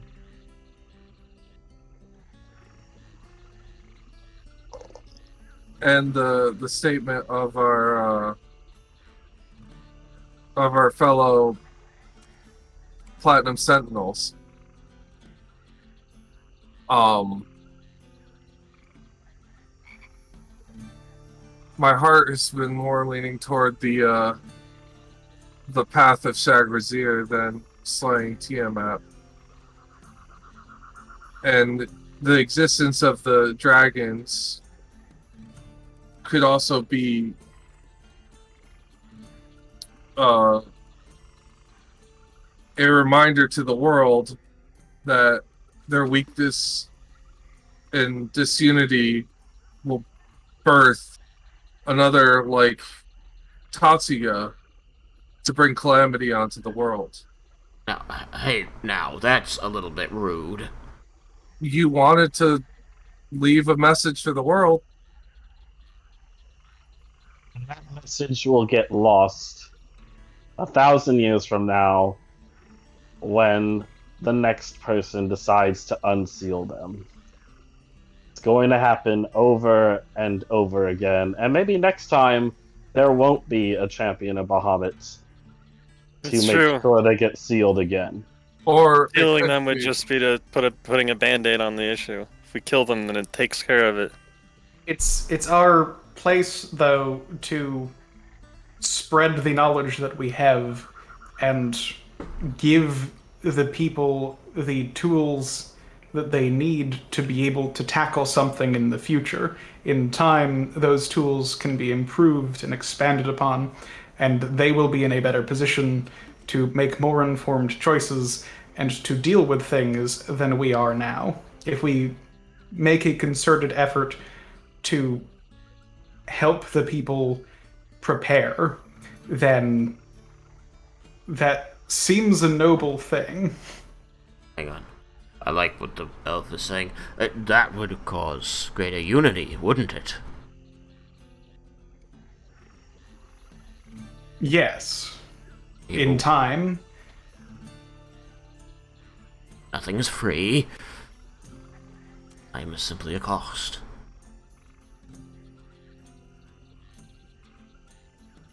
I like the unity. However, consider this. I have always been taught that Bahamut and Tiamat are two sides of the same coin. Good, the evil, the heads, the tails, the up, the down. Imagine if both sides were heads. Coin, upon tossing, that you could not lose. The problem is we can't be positive what's going to happen if Tiamat is destroyed, and that uncertainty is dangerous. I'm postulating, if their power is intertwined in the way that the old stories sometimes say it is, perhaps this mantle of Tiamat could be taken up by Bahamut. Wouldn't it? What if instead the coin falls apart?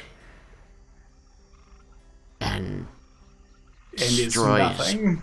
Bahamut? They are two sides of the same coin. It is rather hard to remove one face without destroying the whole. My point is if we can't be destroying positive Tiamat what's going to threatened his happen. existence, then why would Bahamut command us to destroy her? Exactly. Why would he command us to destroy her? Does he have all of the answers? He is Must a god. understand his own existence. Yeah, you I'm think sure if he he was understands it worried his better than existence us. was threatened by Tiamat's being snuffed, that he wouldn't be for that. He wants the people of his world to be protected from Tiamat for all time, and we do that by removing her.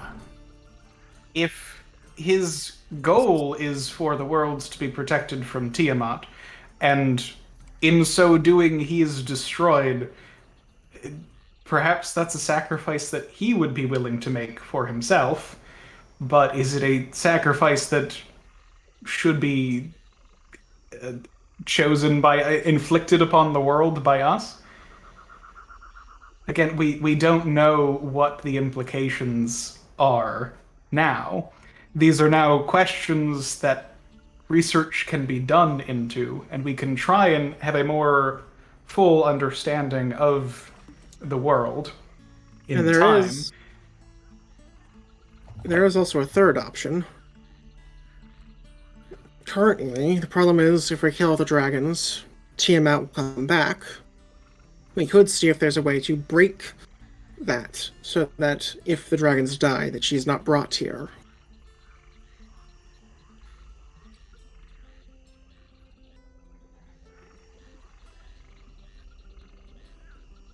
Keep her permanently banished?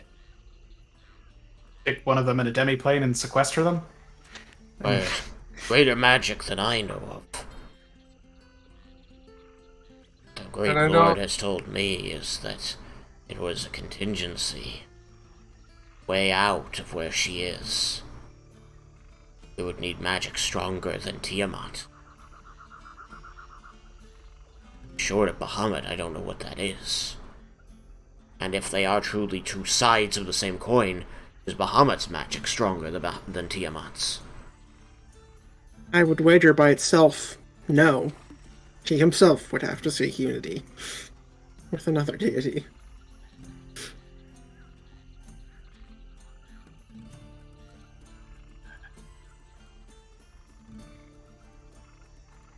Tiamat is protected where she is. We mortals are the only ones that can do this.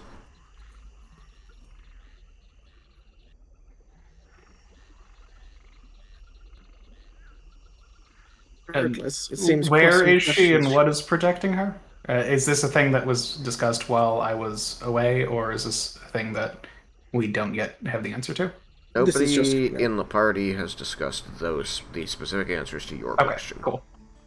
Then my questions stand.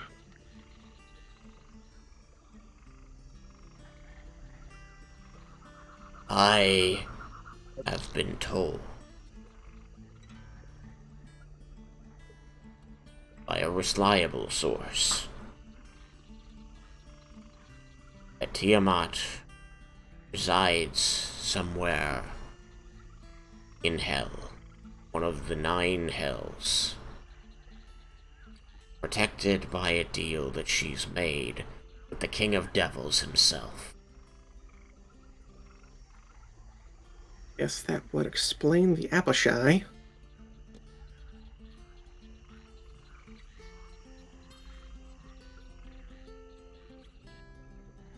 The gods, as I understand it, not directly oppose one another in combat as mortals do.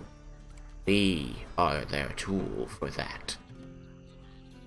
They defeat each other through bolstering or depriving their opponents of followers.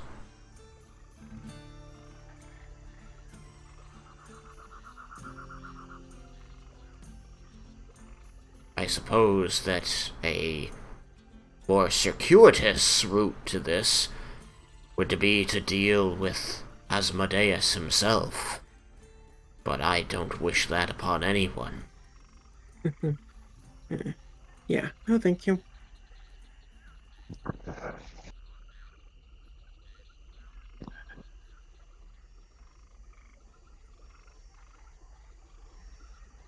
This is a way to circumvent the system. Bring her here under Asmodeus' nose. To put her in a position where her godlike nature no longer protects her.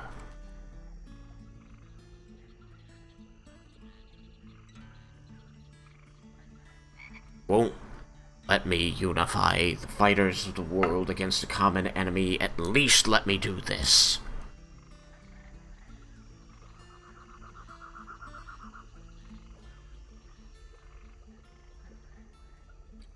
Maybe the stories of her destruction will last longer than the stories of putting some things to sleep. He seems to shoot back at Treznor, and Treznor's silence is deafening.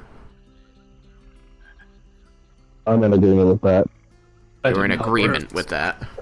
Real quick, Tristan, as information of the world. Yep. Is Tiamat the only god that represents evil, strife? No. No. You know that Asmodeus is another. Wolf as well. Wolf is wrong. You've got people like Tiamat, Asmodeus, Lolth, Orcus, Vecna. The list could go on. There is a whole list of gods on the homepage. Yeah, that's why I asked for you guys' knowledge, because I don't know all of them offhand. But you know that Tiamat's not the only evil god that causes pain and suffering. But she is the one that Bahamut cares about. The other side of the coin. The left hand that does not tell the right what it is doing. That's why Vecna lost that hand. Yeah. Couldn't be trusted. Keeping secrets. It was too sinister. Shut the hell up. God damn it. I regret nothing. Yeah, I know. I knew you were going to find a way to sneak that joke in.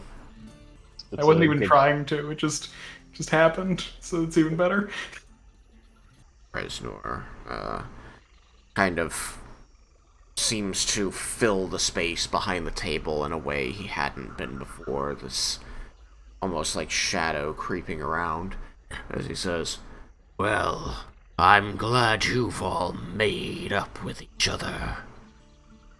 But your plan still has one problem. I'm not giving you the scale, but I won't stop you from dealing with the other dragons. In fact, I'd encourage you to do something about them. I recommend you find the other scales and put them back where you found them. Put the dragons back where they belong. I don't intend to let you walk out of here with a way of destroying more people, more lives than you've already caused harm to." He does seem to focus on Katsuya as he says this. "Because no matter what you've already let those dragons get away with, if you kill them and summon Tiamat, it will be at least 10 times worse before you put the blade to her. One city fell already, and more will. A nation fell, and more. Last I checked, there aren't 10 nations in the world to fall. The math doesn't add up."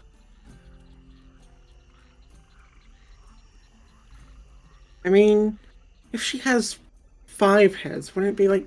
You know what, I'll just... Never mind. They're very large heads. I whisper over to him. You came in here saying you wish to put them back to sleep, Halfling. I find this quip odd. Sorry, I tend to make jokes in tense situations, trying to lighten the mood, but I do feel that putting them to sleep is still the safest option for everyone involved. Think that perhaps don't even need me to tell you how bad things got before I banded together with Chagrazir. Try and put these dragons down. He'd already faced Shisharin on his own. He had learned through his connection to Bahamut about the scales. Treznor, Don't We wouldn't be in like this position if the items interruptions. killed them in the first place. What is it, champion? forgive me. I was just I didn't realize that you had that wasn't the end of your statement. My apologies. You've already interrupted. Ask your question. If you want me to be informed and know what I need to seal the dragons, if that is your wish, what are some of the other things about the armors that Tasia hinted to that I do not know? Because if I deal with the dragons more than one at a time, I could get myself killed and not be able to do anything. Without him as a deterrent, who knows what would happen? I pray to Chagrazir that telling you doesn't doom us. Chagrazir wasn't a man who kept many secrets. It's part of the reason he gave each of us a separate assignment for his death. I would say he lied by omission, but he knew that we'd be able to keep the secrets that he didn't feel comfortable doing himself. Burden, gift, trust of a man like that. It changes your perspective on the world. Especially in light of the great things we accomplished. But let me say simply that one of the things that I was informed of before he passed on was that armor, that gift of Bahamut, as he used to call it, could be destroyed permanently.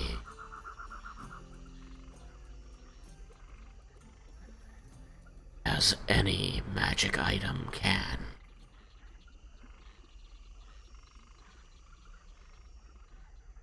I don't trust the ones who aligned themselves with the chromatics.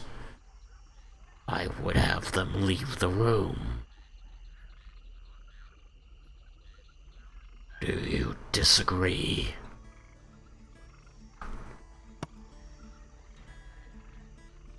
If everyone is okay, I would like to hear this after we're done with our conversations.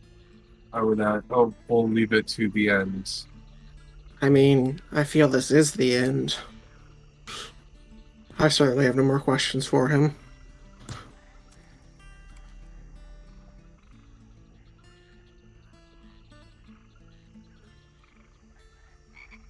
I think there's anything less I want to,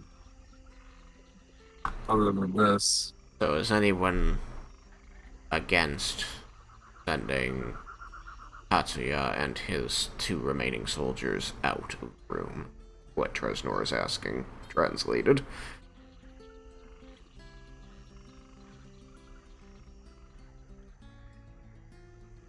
This is where you say something.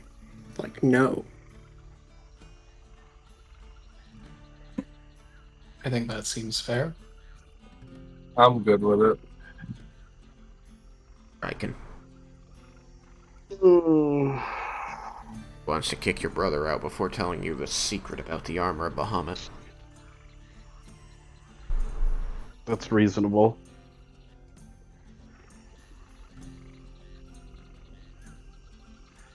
Tatsuya straightens up. Sighs and holds out his hands, palms up.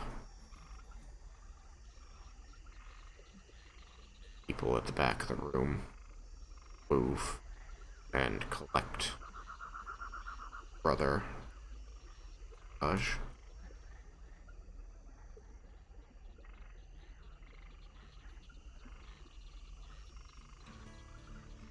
Taking them out back way together, very clearly, keeping them guarded.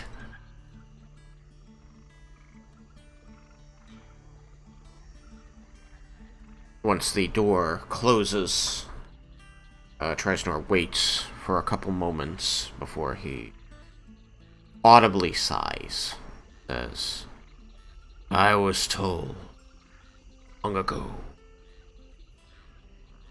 in the company of the champion, that any time I have a powerful item, powerful magical artifact, there's always a way to destroy it, even if it seems pervious. Usually something special, difficult to do, related to how it was created. It only came up once, when I had asked Shagazir a similar question. Why we don't simply take his powerful armor, weapons, and take on the dragons at once. Why try to separate the rest? Fight them one at a time. Aside from the obvious, well, that's a little bit easier, but it took months of planning and arranging things to make sure the dragons would be separated in some cases. Black and the white were somewhat easier. Well, excuse me. Black was already defeated. Black would have been easier. The white was somewhat easier. Others, a little bit tighter knit. In any event, his response was fighting chromatic dragons of all colors was too risky, as it was the one way to undo the armor, the one way to see it deconstructed and lost to the world forever. Why it was protected in Arkosia. And it's just, to the best of your knowledge, any set of the 5 chromatic It has dragons. something to do with their breath, a magical elemental property. But I did not ask for these specifics. He trusted me with these details. So would that not make the armor especially vulnerable against fighting Tiamat specifically, who has all 5 elements herself? Winner, winner, chicken dinner. It would likely be gone within the first few seconds of combat, if it were to occur, which I would hope it does not. Well, that is a very valuable information. Do not mistake me. This simple reason was not the primary one, but Shagazir chose not to try to destroy Tiamat himself. But it certainly was a convincing argument. It is a strong deterrent. Any of it. So that's why they're gathering in the north. If there would be any white dragons, they would flock to the snow. With all 4 of the originals there, and possibly white dragons just native to the area, they'd have what they would need. It's likely that this Tatsuya is unaware of the weakness of the army, and believes that he's negotiated himself a position of power over the dragons, a way of fighting them without causing further harm. He probably does not realize that this works to their advantage if you were to charge in with Bahamut's gift.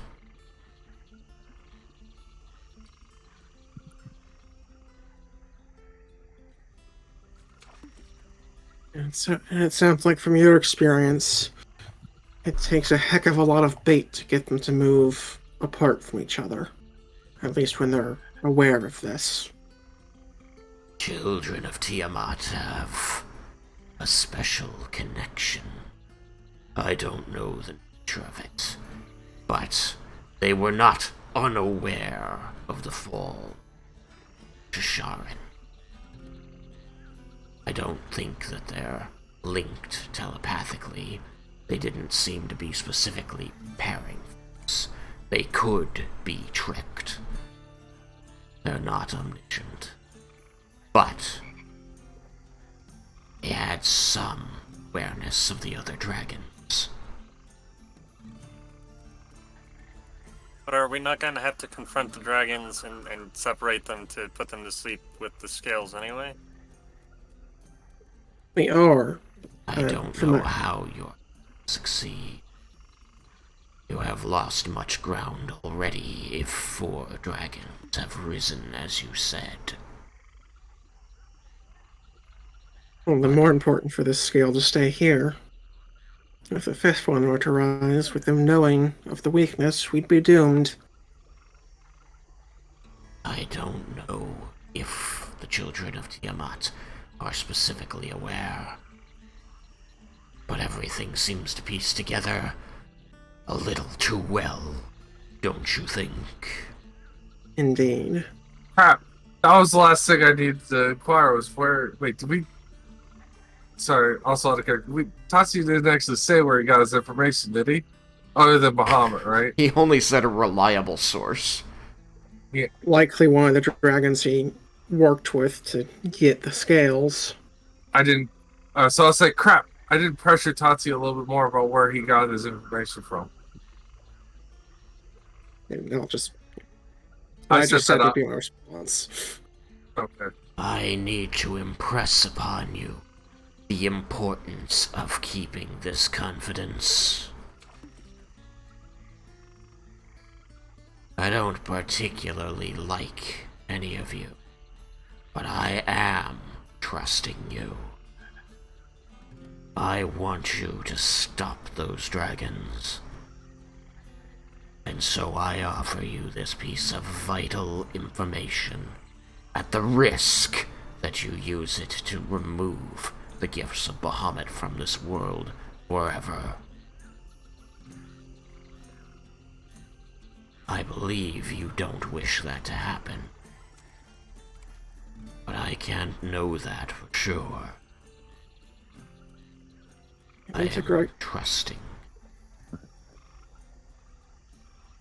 We went to great lengths to stop that from happening to another artifact. I doubt anyone here would wish to do the opposite, especially given and how great a need we are of them.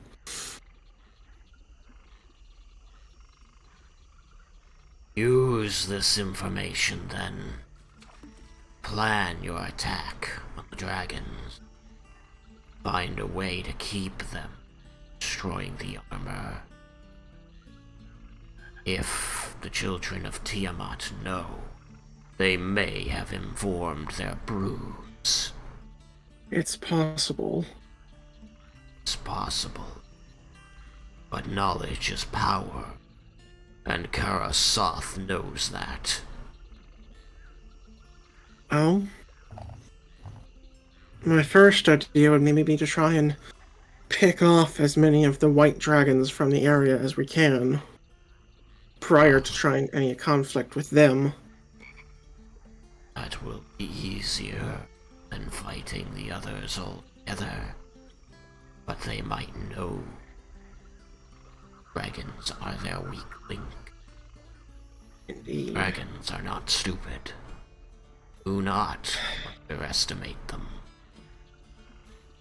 Well, then, intelligence gathering is going to be required first and foremost. From there, hopefully we can make some sort of plan of attack. Perhaps leaving the armor in a safe place while trying to pick off as many white dragons as possible. Retrieving it and then going for the throat. My business is the protection of this scale, and the less you share with me, the better off everyone here. Fair enough. I want you to know that not everything Tatsu said was. The world will be better if you fight alongside it than if you fight for it. Indeed. That is difficult. People aren't as malleable as they should be. We at least have allies in Bromdor, perhaps a spar as well. Seek your ally, would be my suggestion. Platinum Sentinels are ever the allies of Chakrazir and his descent. But you have caused a rift this day, and you will have to regain the trust of this faction. Treznor, also just an out of character. If I get some of this information wrong, you'll have to correct me. Treznor, since you imparted this knowledge of the armor to us, I don't know if Chagrazir imparted knowledge on this other piece of armor. And since you shared this, I wanted to share information about this. And I pull out my medallion and say that this was created by Chagrazir's will. He had it made, and the power was endowed by Bahamut. And you hear a hissing coming from the hood, and a bit of glow sparks back up within.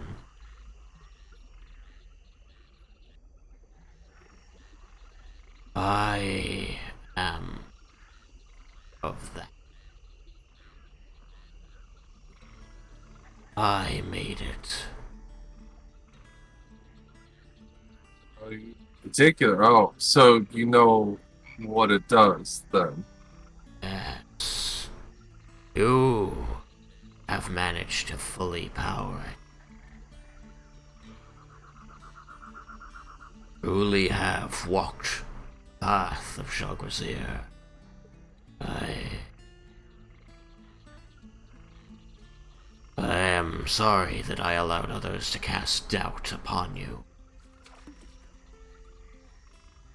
Wow, why didn't you show that first? Because with everything that's going on, my feeling of lack of knowledge, it did come to mind right away. And also being mindful of what information you impart on people is important.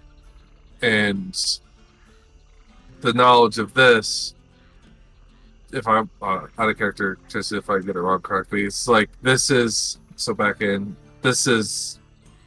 like a magic bomb.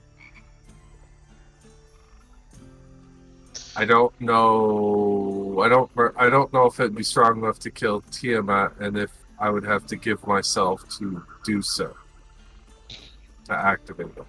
That doesn't anything I told you. I forgot, what was it then? I thought it was something big. You said it, Trying to steal Raiken's thunder. it's a locator. The medallion will allow you. Treznor kind of like, you see him kind of like drift forward. Like if over that's the table. incorrect, I want that a strike from the conversation. Okay, yes. You know that forgot. it tells you where the scales are. I thought there was something that was fully powered and it could do something. I thought it was something else, and I was like, I don't really want to use that though. When it's fully powered, it gains the ability to locate the scales. That was it? I thought there was more to it. No, I mean, when we first heard about that, he had said it was the most dangerous item on the face of the planet. Yeah, you did have an NPC Yeah. telling you that. Maybe that was the feeling I got. Said that was just because it could locate. I guess. Right. Okay. Well, that was the NPC's reason for saying that. He said that's the most dangerous item in the world. I thought once you there was, fully power it. I don't know why my mind thought that. I apologize, guys. It's okay. It's okay. But he was really dire about it. He said once it's fully powered, it will become the most dangerous item in the world, and you realize that's because it lets you locate the scales. And he was under the impression that all the dragons were still asleep when he said it. He was. All right. So let me real quick think about how to I'm gonna still do everything I did, but how I state the other part. Crap. I don't know where I want to go with this. I need a quick second. I'm sorry, guys. It's fine. I'm an idiot. If there is a pause in character, then I would have one other thing I'd like to ask. Yeah, ask it while I think, please. Sorry.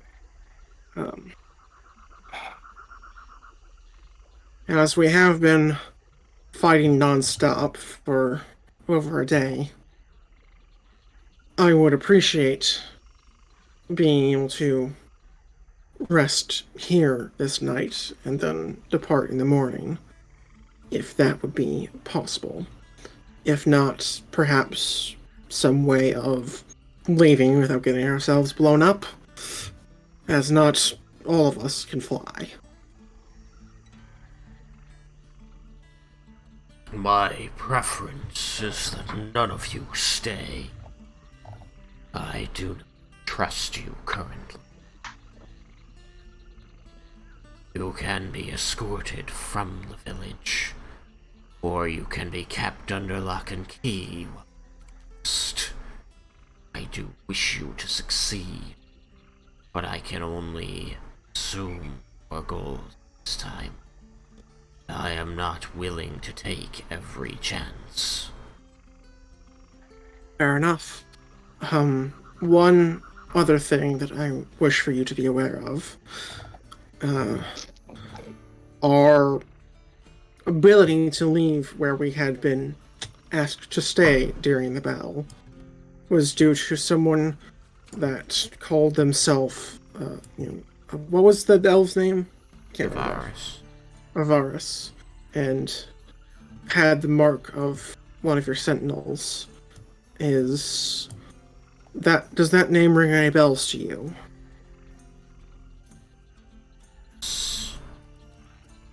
There had been a Gavaris. He had attacked the two that were standing guard. From to the best of knowledge, we were able to keep one alive. He encouraged us to leave, and did so himself. Just so that you are aware of any implications that it might have. He has not been a full member for some time. There was an ideological difference between us. What did he wish you to do precisely when he let you out? He wanted us to come with him, leaving through the north side, was it? West, leaving through the west side of the glyphs, saying he knew a way through. Does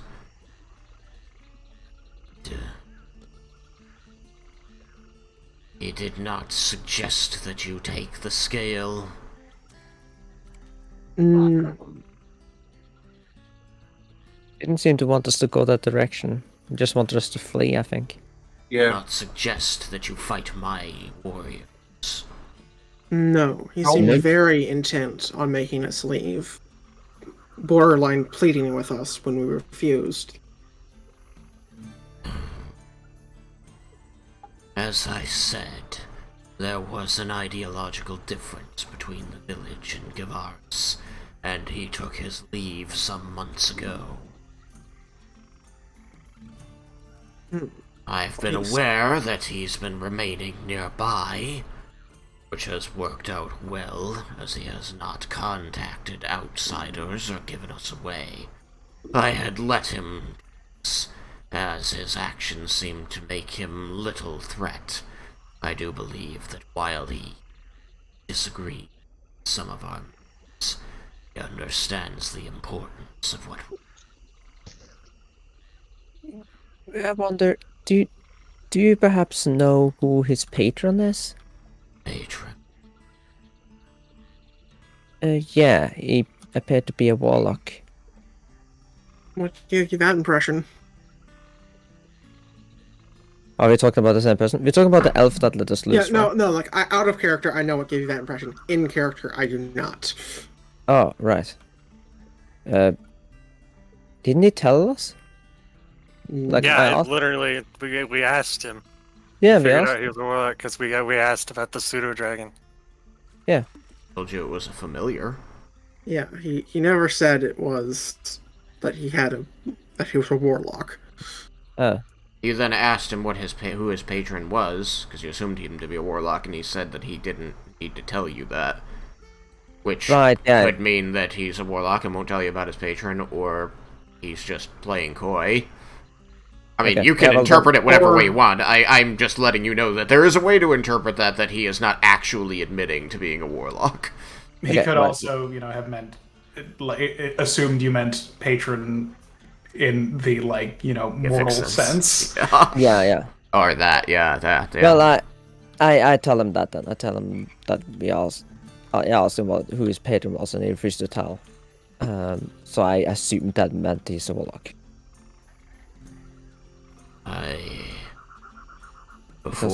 He's young. Before he left us, he had not shown any affinity for magic yet, but I suppose it's possible he could have forged an oath or something. I imagine that he sides with Bahamut. The village tends to follow Shagrazir, but we all revere the tenets of Bahamut, who seek to protect those we can. We simply have no tolerance for those who reach for the scale. What? So you said he left a few weeks ago, months ago? Which was it? A few months ago, and he showed no magical ability before that? I am no longer the one in charge of training. I see as much, but I tend to keep an eye on the ones who show great strength, promise. Ungar. He had not caught my eye.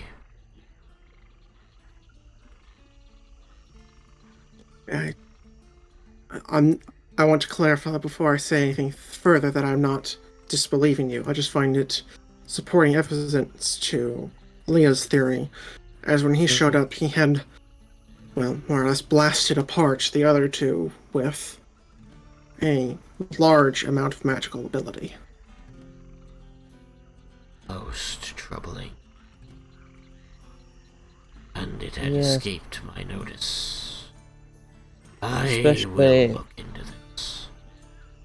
Then he should be aware that there is a warlock patron that we kind of on bad terms with.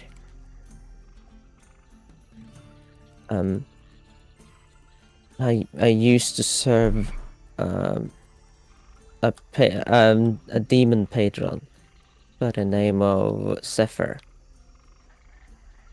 I changed patron. I went against him after finding out what its true goal was. We know this name.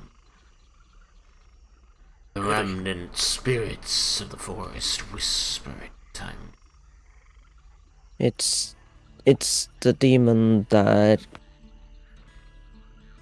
defeated St. Aramel and banished him from his post.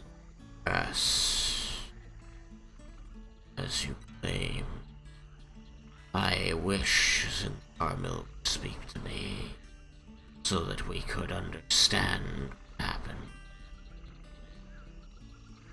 Sadly, he do not wish to see you. I Is still have mad no- about your decisions. I had hoped these 1,000 years would have changed mine.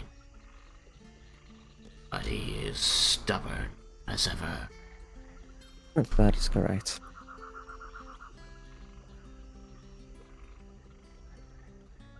I shall call the others back in. Well, So, we are about to end. yeah. So real quick, we'll rebuttal back to my statement earlier, coming Sure. at this point. Fair enough. And so, Treznor, with your knowledge of the armor and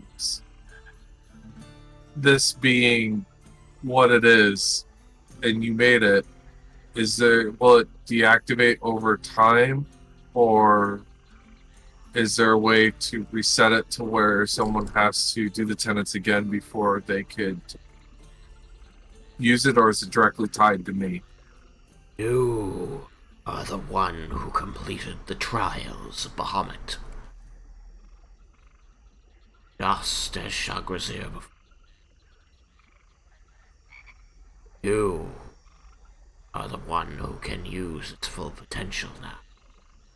In someone else's hands, it would be as worthless as the day it was given to you. Thank you. I just wish to know for if we do choose to seal the dragons, or when we do, that I know, like, it will not be used to undo it. It is a good safeguard, because those who would complete the trials of Bahamut are less likely to wish to raise the dragons. Even if Bahamut would wish it. Alright, that's all, guys, for my end.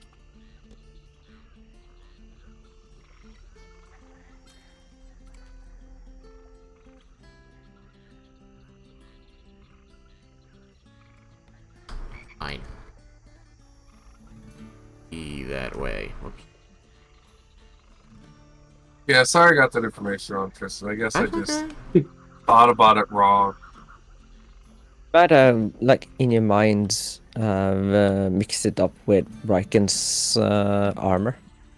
I don't know what happened with that. I don't know. I was trying to think of everything today because I wanted to make sure I spoke more than I did last time. Treznor summons the others back into the room. As they walk in, says, "We have discussed the matters which concern me, and you have at least worked out an ability to communicate for the next step journey. Therefore, upholding my end of our agreement, your surrender, you will be safely escorted from the village. I impress upon all of you the importance of keeping the secret of this place.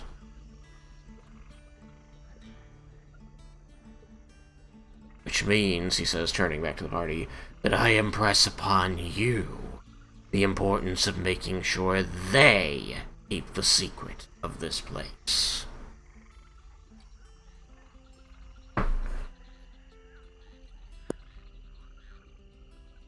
We understand, Treznor.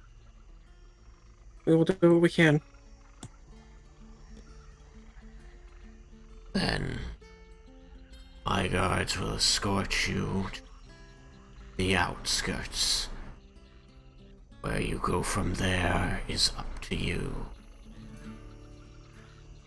And as the guards shuffle towards you, bringing the Dragonborn with them, you're going to notice the room becomes suddenly illuminated in an auburn reddish color. And it seems to be coming from Raiken. Well, that's new. You see 5 flames appear above his shoulders, behind his head, and a red-orange cloak of leaves cascades down from his pauldron to his shins.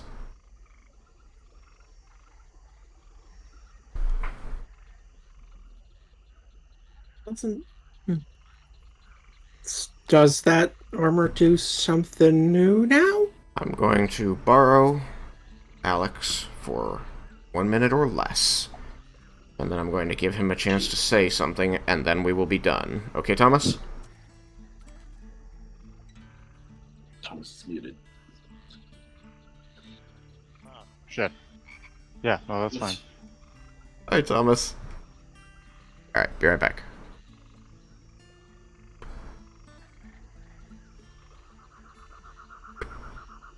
Hi, Alex. Can you hear me? Yes. Okay.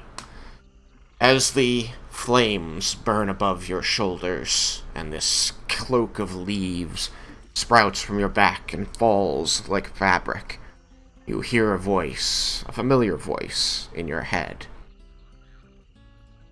As Zintharmel says, "I call upon you, Knight of the Court of Zintharmil. You will attend me until my need has ended."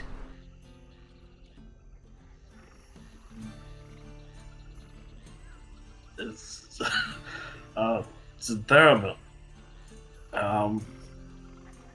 What must I do?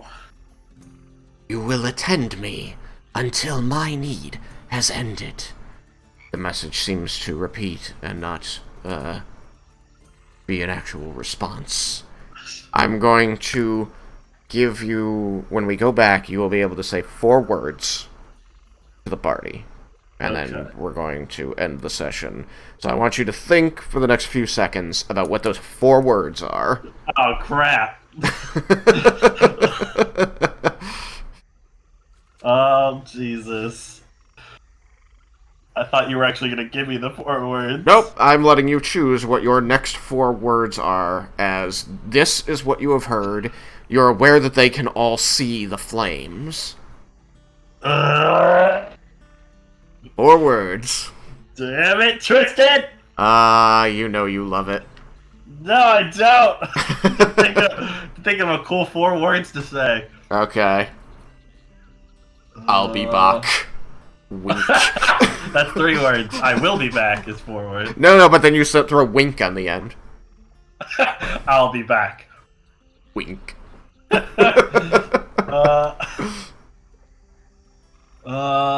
see. I gotta think quickly so we can end this. Why does that have to be 4 words? You want 3? You can use 3! I'm just saying up to 4. It could be 1. You could say fuck, and that could be it. Fuck. Blink! And he's gone. So. Just let me know when you've picked something good enough. Wait, hold on. When we come back, am I actually... Are we just leaving it there to where he's just staying there, or are we actually, like, is he disappearing as soon as he says this? I mean, I was gonna leave it at eyes, but yeah, this is gonna be... This is the moment. Okay.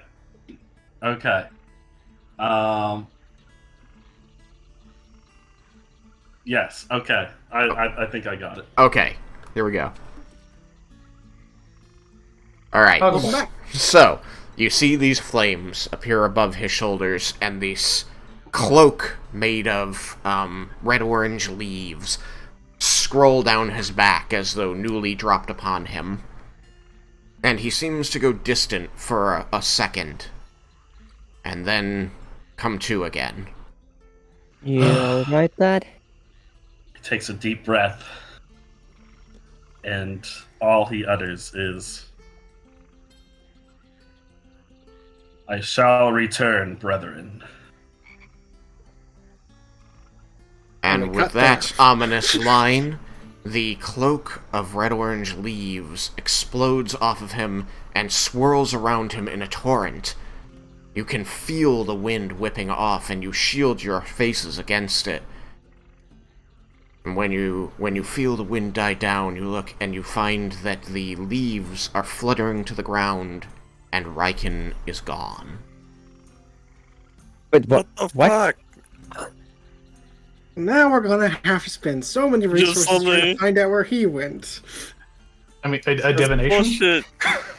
It's not so many resources. Alright, and with I that... gotta get back to Overwatch. And with that, I'm calling the session over. Sorry we went over, Thomas. Only 15 minutes. I have been up for almost 23 hours. You should sleep more! Sleep. Good night, Thomas. Good night, Thomas. Good night. Go to bed. Get out. Go. Goodness You gracious. didn't give him much choice there. We're just like, okay, you fuck off. What the hell? We'll have was to a find cliffhanger. out next week. Wait, is it next week? Dun, dun, Next dun. week. Yeah. And it Yeah, turns next- out next- Alex had to leave the campaign and Raiken has disappeared. No, I'll still be around. I'm Yeah, still in the I campaign. figured because that would Sometimes I can still hear him. an announcement. Alright. Bye, stream. I stream.